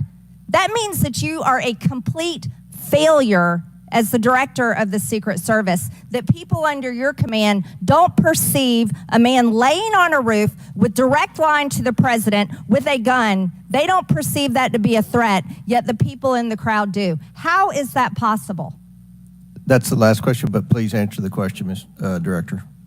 I'm not certain at this time how the information from the people in the crowd was relayed to any law enforcement personnel. No, you knew, that everyone knew. The people there knew that there was a danger. They knew there was a threat to President Trump, and it was allowed to happen. Was there a stand-down order, Ms. Cheatle? Was there a conspiracy to kill President Trump? Absolutely not. Then how did this happen? And why are you still sitting here not turning in your letter of resignation? Last question, but please answer, and then I'll recognize Ms. Presley. Please answer the question. That is what we are investigating to determine. We're waiting for your letter. We are waiting for your letter of resignation, and you really need to consider doing that before you leave today. Chair now recognizes Ms. Presley from Massachusetts. Thank you. No one, absolutely no one should fear for their life at a political rally, in a classroom, in a faith house, or in their home. We must do something about political violence in all its forms and gun violence in all of its forms. Now, Director Cheatle, you have noted that numerous investigations are ongoing related to the Secret Service response and that we can expect a report in the next 60 days. With the election nearly 100 days away, that is an unacceptable timeline, and it makes people less safe. It also allows my colleagues across the aisle, Republicans, additional time to spread dangerous misinformation, which also puts people in harm's way. Some Republicans have exploited this moment to continue to attack progress towards racial justice and gender equity in America. Disappointing, but not surprising. I hesitate to repeat their racist and sexist tropes, but in summary, Republicans have wrongfully and shamefully stated that hiring women and people of color hindered the response to the shooting. Now, this is part and parcel of Republican strategy to constantly attack necessary diversity, equity, and inclusion efforts, to undermine the contributions that women, people of color, the disability community, and others make to this country each and every day. And it is disgraceful. In the wake of gun violence and tragic loss of life, Republicans are ignoring solutions like gun safety reform and instead trotting out sexist tropes. Can't say I'm surprised. I ask unanimous consent to enter into the record reporting from CNN titled "Right-Wing Media Figures Blame Women in Secret Service and DEI for Security Failure in Trump Shooting." Without objection to order. This article quotes members of Congress and others that plainly accuse DEI and the hiring of women as a liability for the Secret Service. Women have been an integral part of the agency since 1971. And are held to the same standards as their male counterparts. To use them as a scapegoat during a time of crisis is shameful and it is dangerously divisive. In fact, based on recent publicly available demographic data of the agency, the largest demographic groups among special agents are white and male. But to right-wing extremists, the truth doesn't matter. The lies they tell to advance their anti-diversity agenda, which is a key theme throughout Project 2025, will only make the American public less safe and more divided. And every day, Director Cheatle, that you fail to give us answers, they are given more oxygen to make their baseless claims that women and people of color are responsible for tragic events, and that is dangerous too. Thank you, and I yield my remaining time to Ranking Member Raskin. Thank you to the distinguished gentlelady from Massachusetts, and thank you for those trenchant insights. I wanted to make the point that you were making and several of other members were making to bring it into sharp relief here.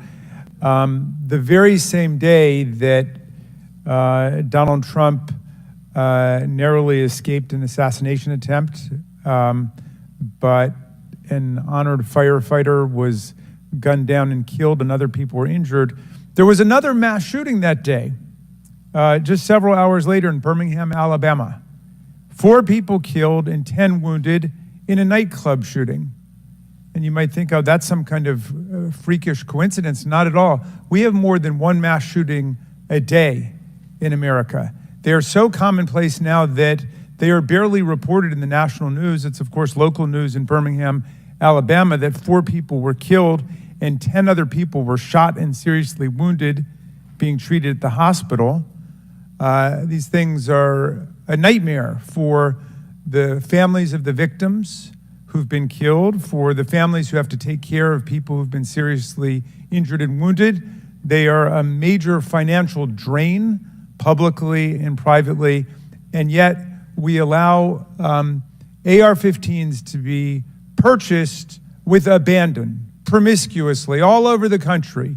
People can just go out and get an assault weapon. And the distinguished gentlelady from Michigan was right. We have a hearing when it affects the President of the United States, but on all the other days of the year, we don't have a hearing about it.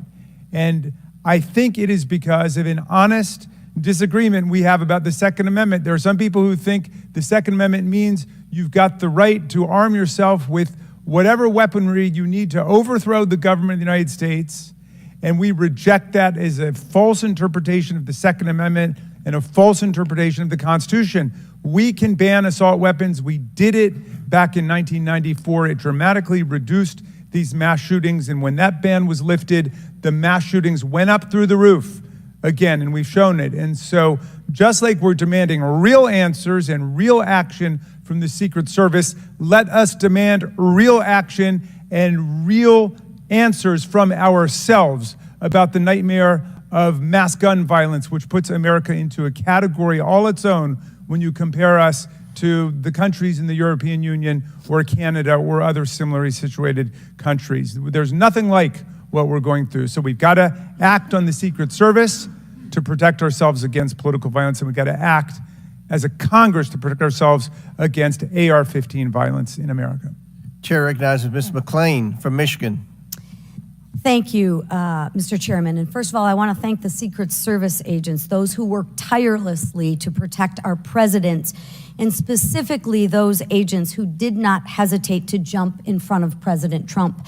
And my heart goes out to the family of the Competor family and the people at the rally who are still recovering. On the other hand, the Secret Service has a leadership problem, and it falls on you. And although I appreciate your hollow words that the buck stops here, I was actually hoping for some answers. Director Cheatle, you must answer to the American people if you want to stay in charge. It's really, really simple. You want to keep your job, right? Absolutely. Okay. The best way to keep your job is to answer the questions, not play this shell game, not sing the Slim Shady song, wasn't me. I mean, come on. How long did you prepare for this hearing? I've been preparing for this hearing over the weekend and into last week. Okay, 5 days, 6 days? As soon as I was notified. And how long was that? About this hearing. Okay, 4 days? I began preparing. 4 days, 3 days? I'm not sure the date that I got the letter asking me to be here. What are you sure of? Are you sure the color of your hair? Are you sure the color of your suit? I'm just, like, tell the American people, what are you sure of? You don't even know when you started preparing for the hearing? I mean, the biggest hearing of your life, and you have no clue? You can't remember when you started preparing for this hearing? Can you understand why those words seem hollow to the American people who are supposed to entrust their faith in you? I assure you, the moment I received notification. But you can't remember. You got a little Alzheimer's, dementia going? I mean, what, you can't remember. I have several active investigations going on and an operational agency to run. Okay. All right. But you want to take accountability, right? The buck stops with you, right? I am taking accountability. Super. Then let's start with trying to answer some questions. You keep referring to the FBI. When asked how many shell casings were on the roof, you referred to the FBI. When asked if there were explosives in the car, you referred to the FBI. When asked if Crooks was acting alone, you referred to the FBI. See a common theme here? I can go on and on. My question is, who at the FBI should I speak with? Wait for it. Wait for it.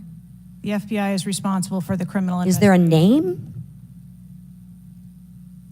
I'm not certain. I'm not certain. Who at All the right, here we go. FBI I'm is not running the certain. I don't know.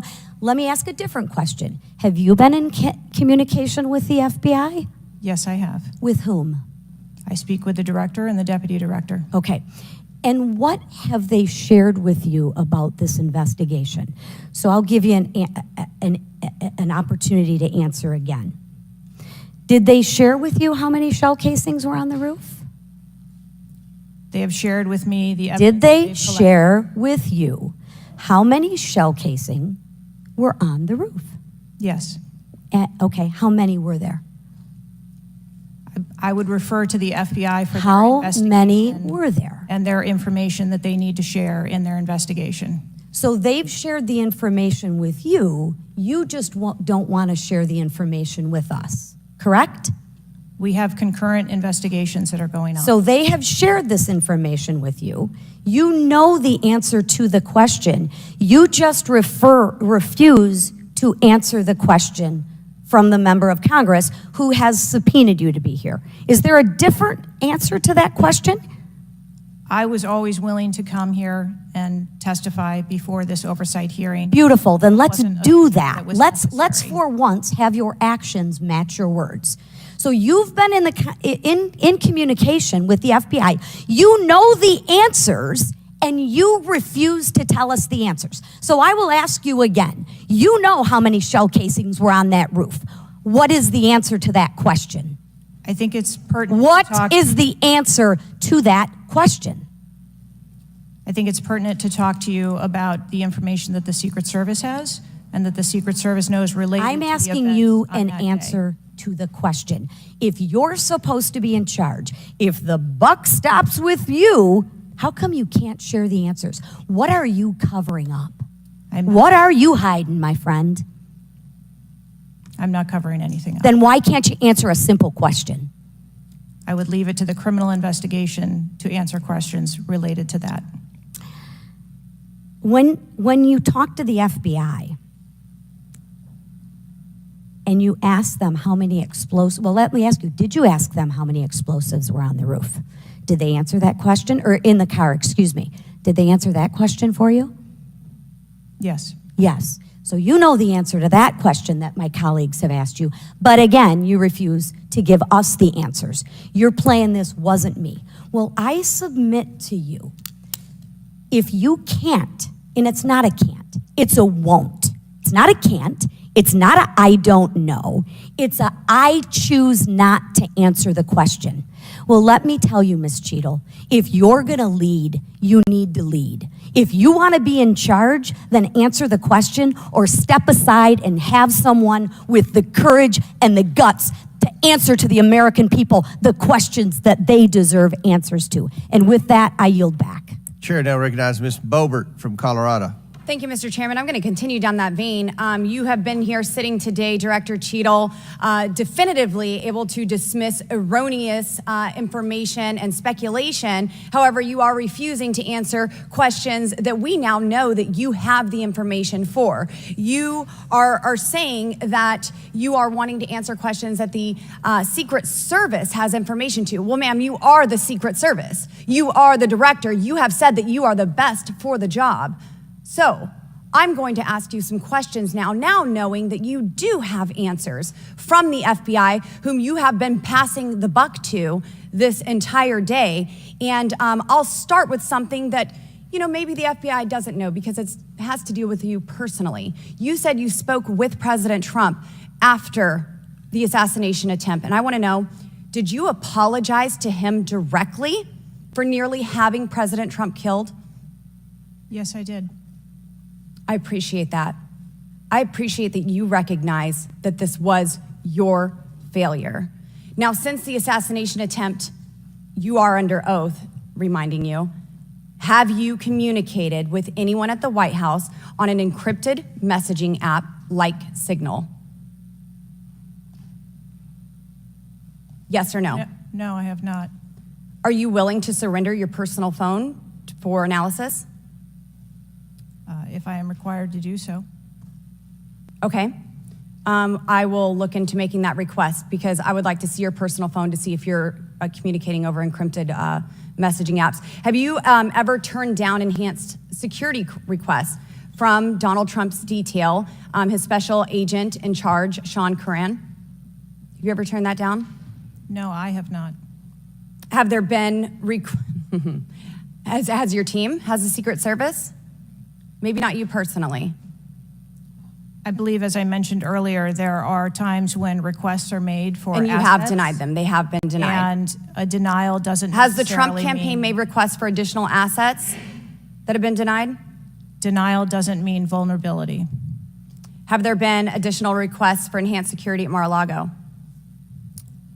We have made a number of enhancements to. You confirmed that there were bomb-sniffing dogs that were provided. You failed to confirm if there were aerial security surveillance assets that were provided. So yes or no, was that provided? At the rally? At the rally, yes, ma'am. We had Overwatch provided at the rally. You've confirmed that the assassin was identified as suspicious 57 minutes prior to the shooting. Was the suspicious individual ever approached by an agent? Was any contact ever made with him?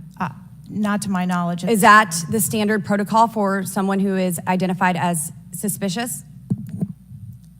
The protocol would be to locate the individual and. And you said that he was located 2 to 5 times approximately? No, I said that the information was passed potentially somewhere between 2 to 5 And he was times. never located by an agent? To my knowledge, that individual was not located by an agent. We have dozens of rally goers who have identified him and not one agent on the ground. There are many, many, many agents on the ground, local law enforcement, Secret Service. No one was able to identify him and have sights on and see him. What I'm saying is that the agents that were on the ground at the time, I have no knowledge that they were able to interview him or locate him. Thank you. Was there a local law enforcement officer who approached the roof and saw the shooter and saw that he was present on the roof? That is the information that has been shared with me. Have you spoke to that local law enforcement officer? No, I have not. Are you going to? It is part of a criminal investigation that the FBI is interviewing those individuals. Were agents stationed on the water tower? No. Why? That would not be something that would be included in a security plan. Has the man who is reported to have been present wearing a gray suit who allegedly requested a photo of the dead body of the assassin on top of the AGR roof been identified? I don't have that information. Is that something that you've heard of? No. Were ATF agents present at the rally? To attend or to work? To work. Not to my knowledge.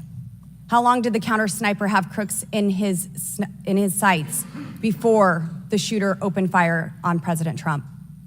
I don't have that specific timeline. Will you be able to tell us if he communicated with other agents on what he was seeing through his sights? Once I have that information, absolutely. Because we need to know why he waited for multiple rounds to be fired at President Trump before the threat was neutralized. We need to know if he was given an order to hold fire. Now, it's You've excused the roof of being unmanned because of the slope of the roof. Do you continue to assert the slope of the roof as a credible reason for leaving this position undefended? First, I'll go back and correct that there was no order to hold fire.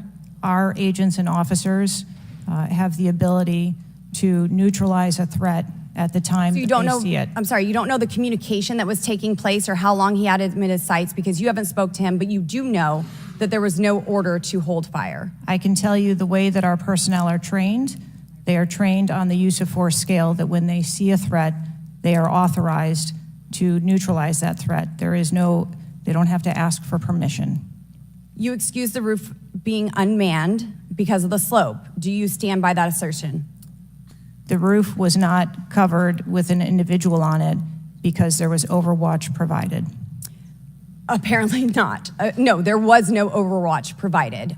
This is very evident. President Trump was shot. A man died. There was no oversight provided. I find this rather maddening, especially now knowing that you do have answers from the FBI, who you have been passing the buck to this entire hearing, not answering a congressional hearing, members of Congress, while you are under oath and under a subpoena. I find it maddening that the director, that our country has come centimeters away from oblivion under your watch. You have answers. You are refusing to give those to us, directing us to the FBI, and this entire thing is a waste of time. You are responsible for the loss of a life and the shooting that took place on President Trump.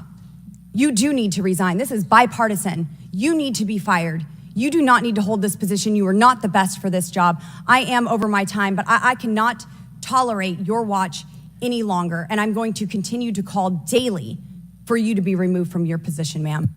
Chair recognizes Mr. Fry from South Carolina. Thank you, Mr. Chairman. Director Cheatle, how long have you been with the Secret Service? 29 years, right? That's correct. And how long have you been director of the Secret Service? Just under 2 years. During your tenure as director under the Secret Service, I know we're here today to talk about the assassination attempt on President Trump, but how many other security lapses have occurred with protectees under your watch? I don't have a specific number, but there have been some lapses. There have been other lapses. Was one of them Jake Sullivan? Yes, sir. What happened there? There was an individual who was able to access Mr. Sullivan's residence.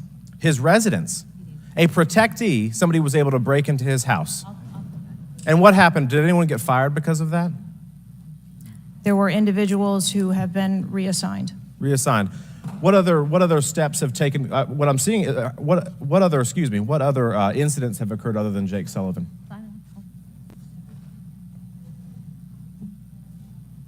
Was there an issue with the Secret Service agent and Vice President Harris? I would not call that a security incident.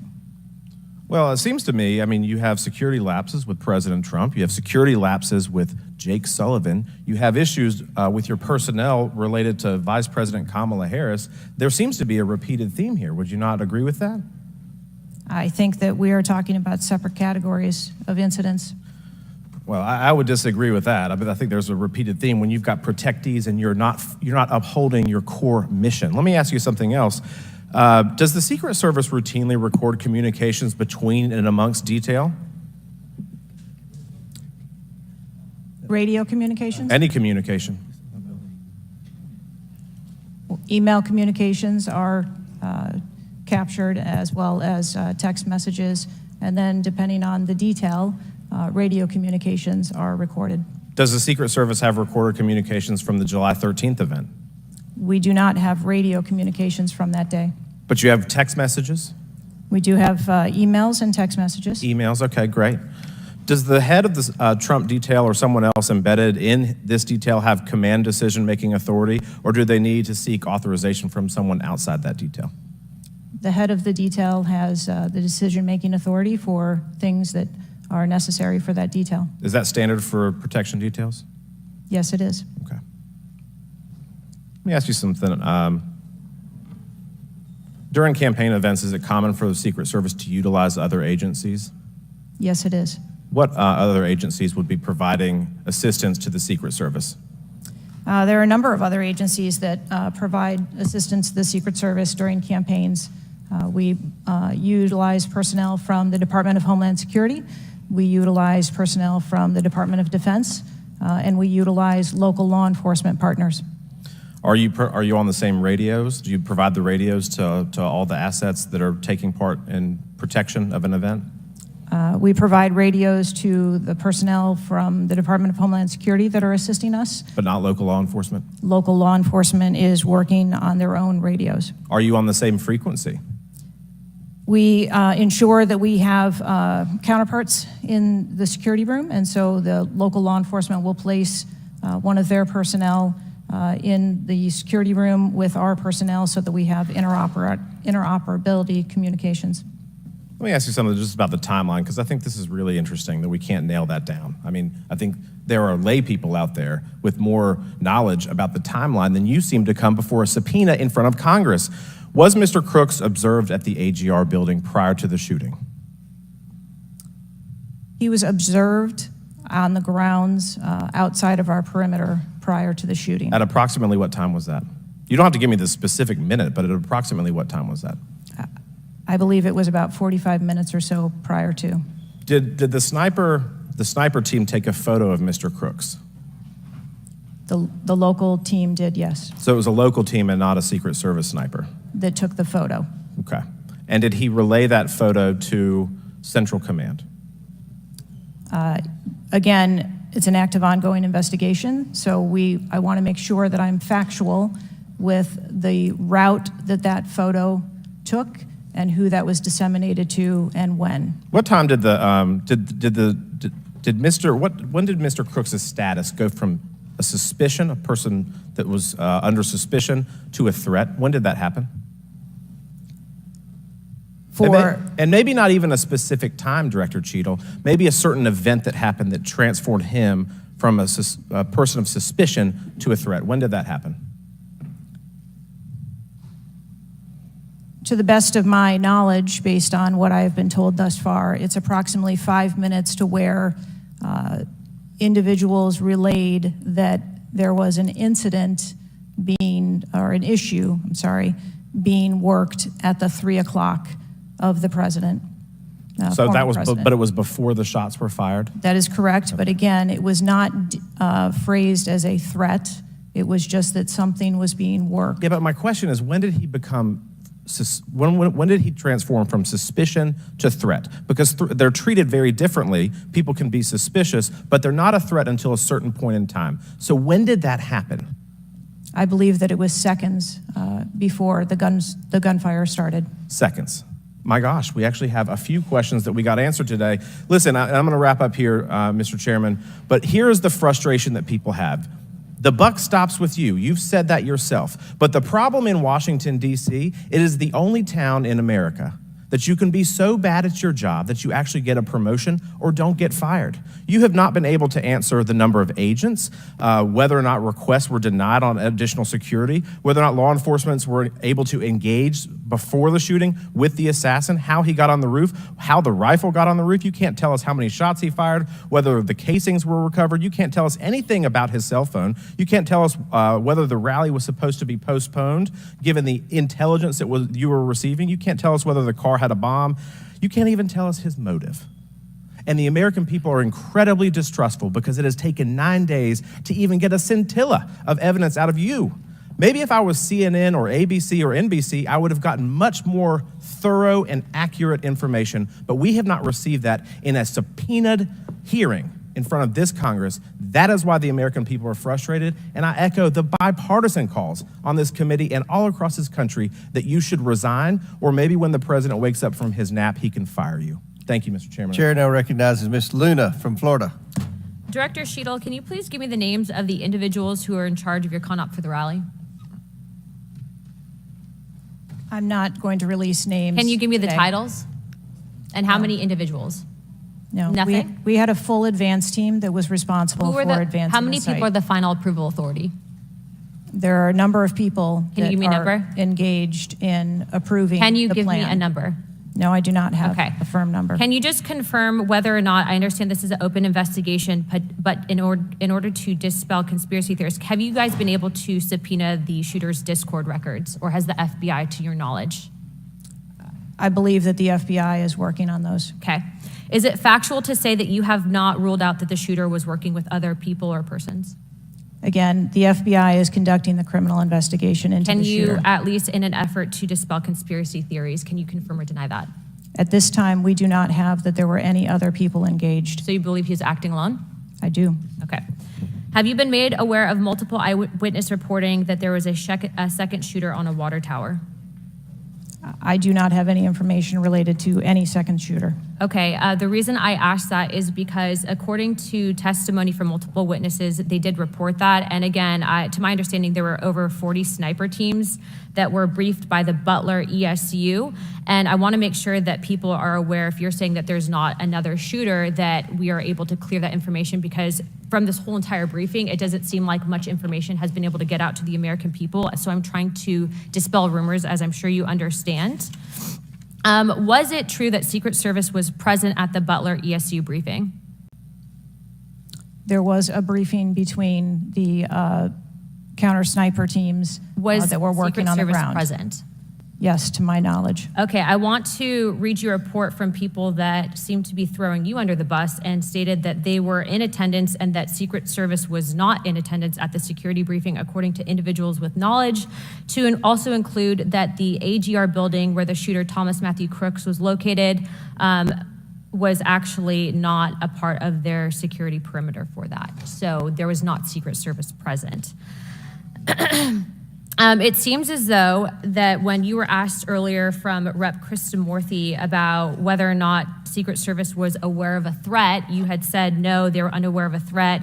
And yet, according to communications, again, from law enforcement that were in some of these group chats, they actually had reported that Secret Service was made aware of a threat at around 5:59 p.m. as a part of the command, including Secret Service, aware of messages and requests about information about the suspect's location. Can you please tell me if you have knowledge of that at all? Again, I think we're conflating the difference between the term threat and suspicious. But you guys did have knowledge at 5:59 p.m. according to those group chats, did you not? Of a suspicious individual. Okay. Chairman, in my opinion, according to some of the testimony today, I feel that you have perjured yourself in some instances. And so I'm going to ask for a full review of the transcripts by staff. And if you find that to be the case, I do ask that you bring perjury charges against the director. I will say this, it is very frustrating, and I've talked to my colleagues and we've said it to your face, that you have been up here basically stonewalling our ability to get the answers to the American people. And what I will also say is that every single member of Congress does not feel safe with you in charge. You have heard that, and I think that we are all sitting ducks with you in directing the Secret Service currently. But more importantly, it sends a message to our adversaries that we are not protected, and we are one of the strongest countries in the world, so you have essentially made us a less safe country because of it. As a result of that, I'm asking you to formally step down. I share my same opinions as my Democrat colleagues. And I also think that your efforts to bring forward a full investigation and report in 60 days is unacceptable. And as a result of that, I'm going to do everything in my legislative toolkit to ensure that that happens sooner rather than later. And I'm sure that you know that we brought a vote on inherent contempt against Garland for essentially blocking a congressional investigation. And I don't think that you should be any different. So I will say that I am just completely disgusted by your performance today. And I understand that you're probably in a position where you're being told not to testify, which is why we had to subpoena you. I think that goes back to Garland. But again, that is part of the flushing that we need to get out of Washington, and I would be happy to assist in that process. Chairman, I yield the rest of my time. Chair now recognizes Mr. Langworthy from New York. Thank you very much, Mr. Chairman, and I appreciate you bringing this hearing forward with subpoena. Director, yesterday I made the decision to get in my car and drive to Butler, Pennsylvania in preparation for this moment and asking you questions about the events of the assassination attempt on President Trump's life. I've done several presidential events prior in my career, and I wanted to see this site with my own two eyes because I don't believe the video footage tells the whole story or looking at things on a diagram.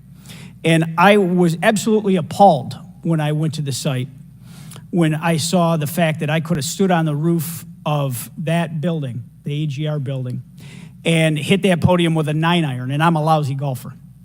And the fact that that was not included in the perimeter is a complete dereliction of the duty of the U.S. Secret Service.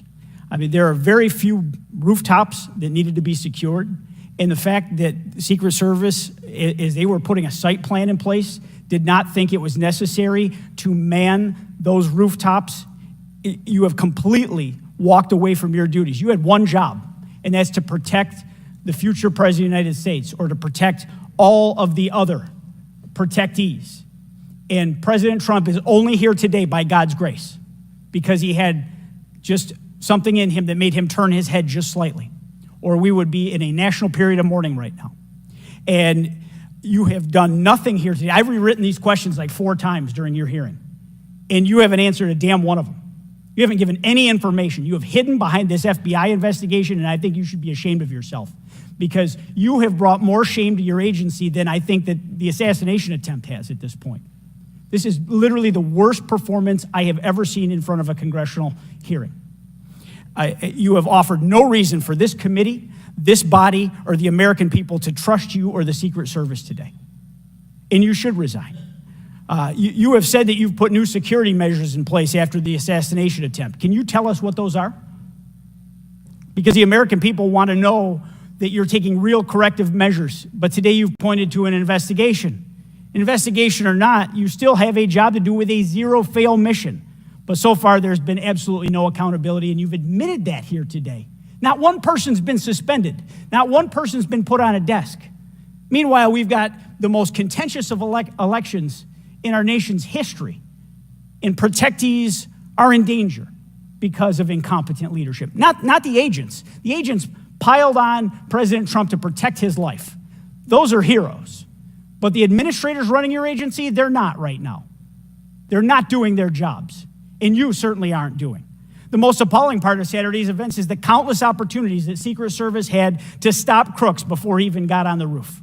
At 3 o'clock, Crooks raised suspicion by entering the rally with a rangefinder. At 5:45, a cop with a Beaver County Emergency Services unit saw Crooks eyeballing the roof at the AGR International Building. And then at 5:55, Secret Service was warned of a suspicious person and identifies Crooks as a threat. This was all before shots were fired 15 minutes later. Director, yes or no, did local law enforcement alert the Secret Service about Crooks' presence at the rally? Yes, they did. The shooter came to attention of law enforcement almost an hour before President Trump went on stage. Law enforcement alerted the Secret Service of the shooter. Over and over, you've said there's a difference between a suspicious individual and a threatening individual. Can you explain what the shooter needed to exemplify to be called a threat? So I'm not clear as to what identified him as suspicious to the individuals who originally clarified him that way. For the Secret Service, for an individual to be determined to be a threat, that individual would have to be seen with a weapon or capable of doing some sort of harm to our protectees. I mean, Director, an individual walking into a rally with a rangefinder, scoping out an unprotected rooftop, and he reportedly flew a drone over hours before. It sounds like a lot more than suspicious, especially at a presidential rally. Your operational lapses, your resource management, and poor judgment nearly resulted in the assassination of President Trump. I mean, the dereliction of duty here is just appalling. The fact that you haven't visited Butler is just maddening to me. You're not taking this job seriously. Many people here have called for your resignation. I've introduced a resolution here into this body that hopefully will get a vote this week calling on the president to fire you, ma'am. You have not done your job. You have put 2 black eyes on your agency, and you need to go. Mr. Chairman, I yield back. Gentleman yields back. Chair now recognizes Mr. Burleson from Missouri. Director Cheatle, I just want to kind of get an idea of what you can answer, because outside of what the FBI is responsible for, you have full responsibility for the Department of Secret Service. So the question is, what is the mission? Who defines the mission? Our mission of the Secret Service is to protect the president, the vice president, their immediate families, presidential candidates, the former presidents, and those by executive order. And we also have an investigative mission. And those are well defined? Yes, they Everyone within the agency understands the mission? Yes, they do. What about protocols and standards? Who defines the protocols and standards? We have a number of protocols and policies in place for the various missions that we have. So would it be safe to say that you failed the mission, the ultimate mission? I have stated repeatedly here today that there was a failure. What about specific failures within protocols and guidelines within the agency? Again, I am certain that the investigation that is being conducted internally as well as the external investigation. You said earlier in the hearing that there was either a communication, there was errors in communication or in operations. Could it be both? In both errors in operational decisions and errors in communications? I think the investigation potentially could identify both. So I want to talk about communications. Representative Boebert asked earlier about using encrypted apps, that you said you have not used, I guess, Signal. Have you used any encrypted app to communicate from your personal device? I do, on occasion, use encrypted apps to communicate. So you use some form of an encrypted app to communicate with people within the federal government, with local law enforcement? Whom are you communicating using the encrypted apps? Many times it's with colleagues and associates. So you're communicating with colleagues on a personal device? There are times that the Secret Service, when we work internationally with some of our partners, that they don't have the same texting capability. And you're not able to do that with your government-issued device? Recently, we have been able to install some of those apps on government devices. Okay. Let's talk about some of the things that we can get access to. I'm actually shocked that you are using your personal device and encrypted communication tools. I think that might be the most shocking thing that I've heard today. I didn't expect for you to say that. This committee has requested multiple documents. And this is not, under the purview of the FBI, this is under your purview. We requested a complete list of all law enforcement personnel, including Secret Service, Department of Homeland Security, local law enforcement with the roles in protecting the president. And we requested that for us to receive that by July 18th. Did you provide that? I believe that our agency is in the process of collecting all documents. So you have not provided it. How long does it take to determine who the personnel were that were on site? We are collecting a comprehensive list of all the documents that have been requested. We also requested all the audio and video recordings that your agency, not the FBI, but your agency has in possession related to the event. Did we receive those? Have you provided those at all? We are in the process of collecting all documentation requested. You're in the process, but you have not. Any memorandums or any internal communications related to the event? We requested that you provide that. Have you provided any of that? We are in the process of collecting the information that has been requested. Okay. So when can we expect to receive these documents? How long does it take to determine who was on site, who was being employed to be there to protect the former president? When can we expect that? How many days does it take to provide that information? We want to make sure that we have a comprehensive accounting of all of the documents that were engaged in that day, and we will make them available as soon as possible. I think transparency is the key here. It's shocking to me that we are communicating in a encrypted app to colleagues. I'm almost certain that violates some federal laws.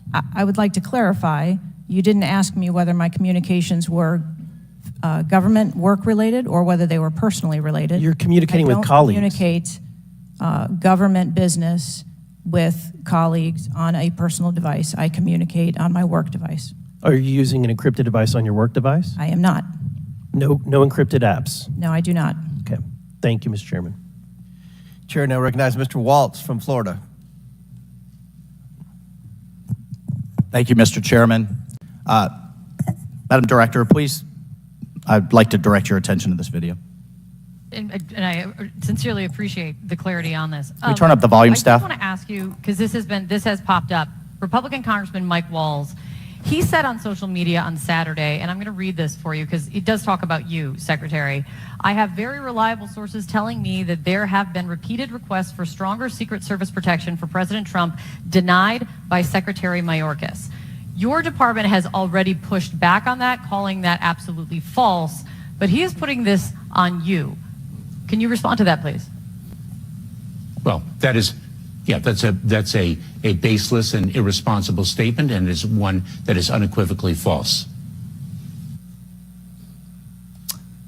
Director Cheatle, did you speak with your boss, Secretary Mayorkas? You fall under DHS. Did you speak with him on the 14th, the day after? Yes, I did. So you spoke with him before he made that statement? I spoke with him immediately following the incident. Did you inform him that all requests for additional resources for President Trump had been fulfilled? Or that it was false to say they had been denied? I informed him that the request for that rally that day had been fulfilled. Okay, you continue to answer that very carefully, because I made a broader statement. The agents that came to me made a broader statement that his permanent protective detail for years now have been asking for more. Is that correct? I do not have specific incidents of those requests. Is it correct that they've been asking for more? I have heard the same reports that you have. Without having them in front of me, I am unable. Those requests are made in writing. I mean, the agents are telling me they make them in writing. This isn't a verbal agency. Things are made in writing. I understand what you're saying. I don't have those requests in front of me here. I'm not asking if you have them in front of you. Are you aware that they were made? As I said earlier, there are times when requests are made, and depending on the availability of assets, or if there is a way that So there were times when they were denied? If there is a way that vulnerability can be mitigated in a different way, then that is why the So there are times when they were denied, for a variety of reasons.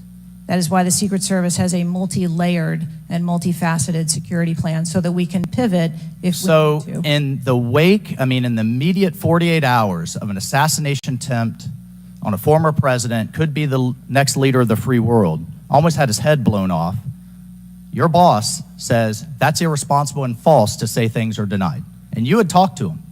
So did he just make that up on his own, or did you tell him that? We were speaking about the requests made at the rally.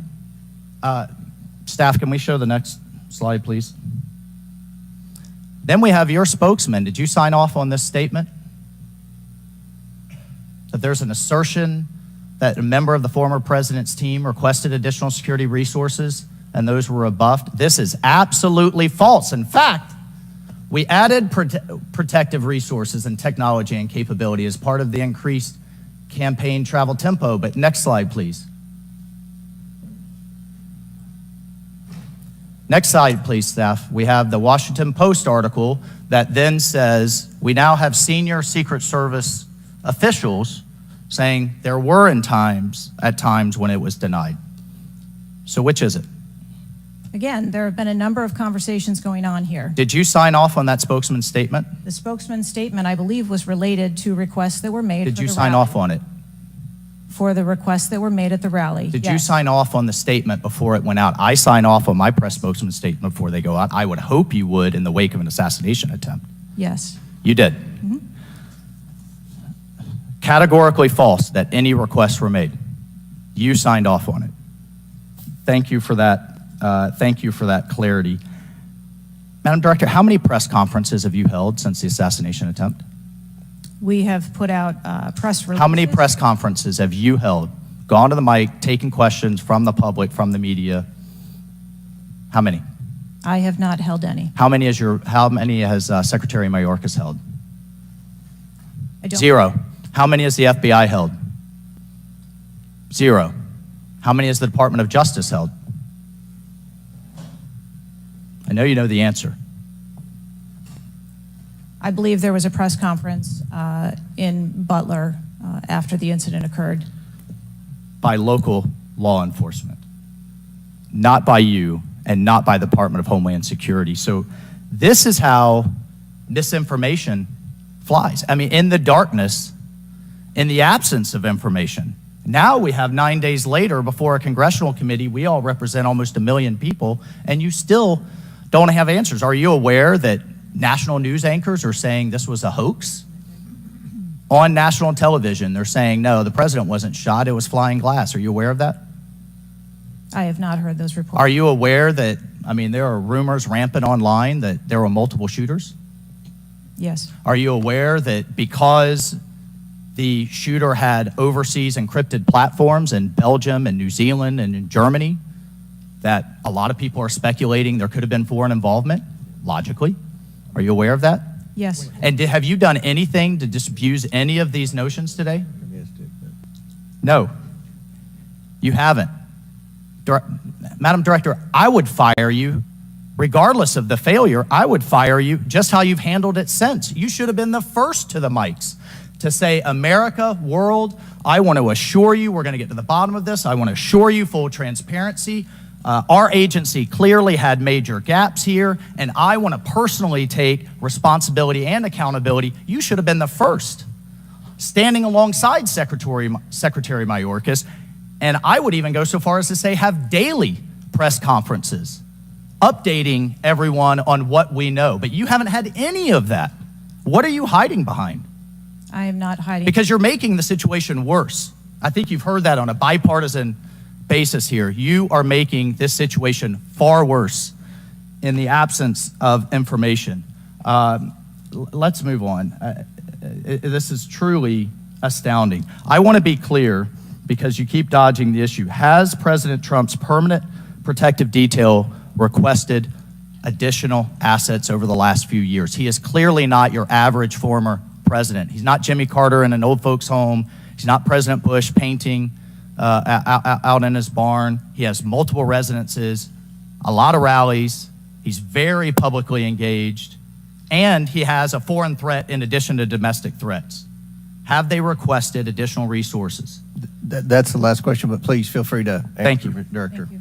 We have continued, as I stated earlier, to increase over the past year the assets that are at the former president's residence and supplied to his detail.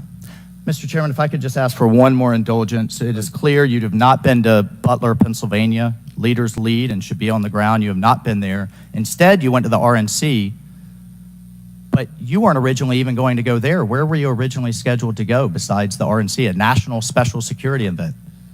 I was always scheduled to go to the RNC. Mr. Chairman, I would like to enter into the record that the director was scheduled to go to Aspen, hobnobbing around with, I don't know what liberal elites go to Aspen. That was where you were originally scheduled to go to speak at a forum.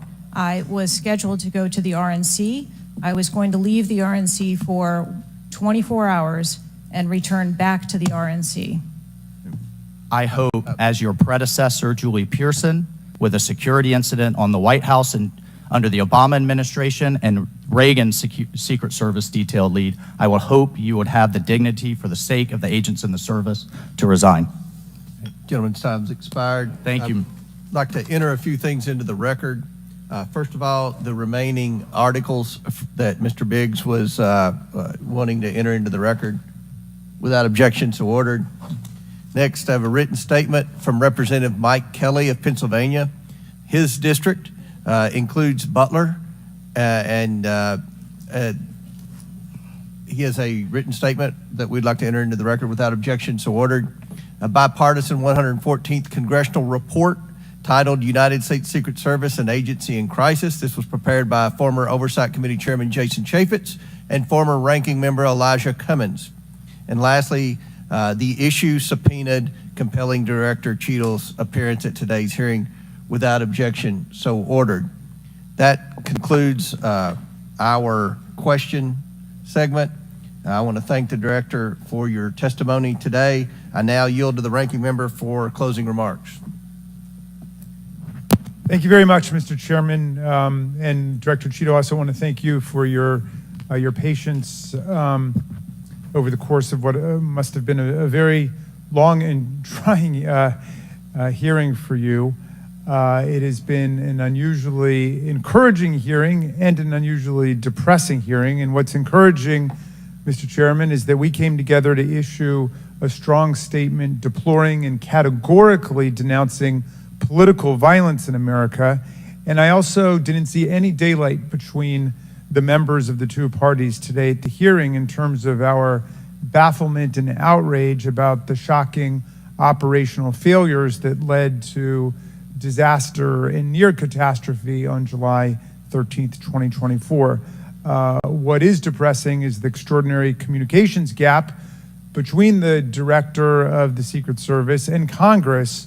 And I don't want to add to the Director's terrible, horrible, no good, very bad day, but I will be joining the Chairman in calling for the resignation of the Director, just because I think that this relationship is irretrievable at this point, and I think that the Director has lost the confidence of Congress at a very urgent and tender moment in the history of the country, and we need to very quickly move beyond this. But what I will say, Mr. Chairman, is that I took this hearing to be about two major policy failures, and one policy failure is the one that got the vast majority of the attention, which was the failure of the Secret Service to effectively respond to a gunman on a roof within 150 yards of a presidential visit and speech. But the other failure is on the part of Congress, because the mass shooting that took place in Butler, Pennsylvania, is replicated all over the country every day. And in fact, as I said, Mr. Chairman, it happened that evening in Alabama, in Birmingham, Alabama, where there was a mass shooting where more people even were killed and wounded than were killed and wounded in Butler, Pennsylvania. So it's true, the president, the former president, and the handful of people who get the Secret Service protection are the only people in America we thought were safe from an AR-15 attack. It's clear that they're not safe either, and we've got to get to the bottom of that. But we also have to get to the bottom of the larger problem, which is that the whole country is living like this, in fear and in terror of assault weapon attacks in movie theaters, churches, synagogues, mosques, supermarkets, Walmarts, any place where an audience or a public gathers. And the worst was in Las Vegas, where a gunman got up on a roof and then just mowed down 60 people below him and wounded hundreds and hundreds of other people. So we've got to deal with that problem. Yes, we've got to move as swiftly as we can to deal with the problems of the Secret Service, but the broader problem is still there. And I just wish to the heavens that our colleagues that could get together on the question of presidential security against an AR-15 attack could get together on the question of public security against an AR-15 attack, because all of us are vulnerable. All of our families are in danger by this, and the rest of the world doesn't live this way. And we have to look to see how uniquely strange it is that we allow 20-year-olds to access AR-15s, weapons of mass destruction, and show up in public places to endanger other people. And I hope, Mr. Chairman, we can work together on that with the same spirit of bipartisan commitment to the public safety that was exemplified here today. And I yield back to you. The ranking member yields back. I'll deliver my closing remarks. Director Cheatle, I subpoenaed you to appear today to get answers for the American people about the failures that led to the assassination attempt of President Donald J. Trump. Unfortunately, you refused to answer today. And This committee is not known for its model of bipartisanship, but I think today we came together unanimously in our disappointment for your lack of answers. You've stated that the FBI will investigate and give a report, and you estimate 60 days. We've been waiting for months and months for lots of different bits of information from the FBI. We have no confidence in the FBI. The majority of this committee has no confidence in the FBI. I sincerely hoped that the hearing today would give not just Congress confidence in the Secret Service, but the American people would have confidence in the Secret Service. We don't have confidence, not just in Congress, but I don't believe the American people tonight when they go to bed are going to have confidence that the Secret Service is the best it can be at protecting President Biden, at protecting the First Lady, at protecting President Trump, at protecting their families. That's what the primary role for the Secret Service should be. And some people have said and speculated, well, there needs to be more money and more employees. As I stated early on, $3.1 billion, I believe next year it's going to be $3.2 billion budget, over 8,000 employees. If the Secret Service is spread too thin in doing things like inspecting counterfeit, which is what the Secret Service was created to do, was to inspect counterfeit money and things like that with the Treasury. If it's spread too thin, then we need to come together in Congress, and I think we can do that in a bipartisan way to narrow the focus of the Secret Service, to protect the leaders of our country, to protect our elections by protecting our candidates. And I don't believe we have any confidence that you can do that as the leader of the FBI. I sincerely hope that we would adjourn this committee hearing and have confidence not just in the Secret Service, but in you as director of the Secret Service. But we do not. Taking responsibility requires a lot of things. It means providing transparency. It means answering simple questions. It means providing a specific timeline of July 13th to this committee and the American people. I mean, it's been 9 days. There were people that were demanding that we have a hearing the next day or 2 days following the shooting. And I said, no, we need to give the Secret Service ample time to be able to answer those questions. 9 days. 9 days. And I don't think we answered very many questions that the American people have. I don't think there was I've never said this before, and I've presided over a lot of hearings. I don't think there was one question asked by anyone that the average American hasn't already asked at a diner or at church or at a ball game. The American people have questions. They deserve answers. Congress deserves answers. You were subpoenaed today to provide answers, and ma'am, you did not do that. So, as Ranking Member Raskin stated, he and I will be sending a letter requesting that you submit your resignation as a step toward accountability in what happened. And one of the biggest frustrations that many of us have, especially on this side of the aisle, is that there's never accountability in this administration. And when you look at the debacles prior to July 13th, I mean, it would be hard to beat the withdrawal in Afghanistan, the debacle there, and no one was held accountable. To this day, no one has been held accountable for that. But here we have clearly video showing people notifying the police, and the police are blaming the Secret Service. The Secret Service are blaming the police. Homeland Security is blaming everybody. But at the end of the day, after this hearing and after our request for information, we don't have any answers for the American people, and we don't have that confidence that you can lead the Secret Service to restore the confidence. And again, I commend the ranking member for joining with me in the letter asking your resignation, and we certainly hope that you will take that to heart. With that and without objection, all members have 5 legislative days within which to submit materials and additional written questions for the witness, which will be forwarded to the witness. If there's no further business, without objection, the committee stands adjourned. All right, ladies and gentlemen, you heard it here. That was the director of the Secret Service testifying in front of the Oversight Committee in the U.S. House of Representatives. She's previously held multiple roles in the United States Secret Service, been involved for over 25 years. Her name is Kimberly A. Cheatle, a former law enforcement officer who has served as the 27th director of the United States Secret Service since September of 2022. There you have it, ladies and gentlemen. Make sure you like, share, follow, subscribe, The Urban Conservative. We appreciate the love and support, y'all. Peace. And I'm running for U.S. House District 12 here in Charlotte as a Republican this November.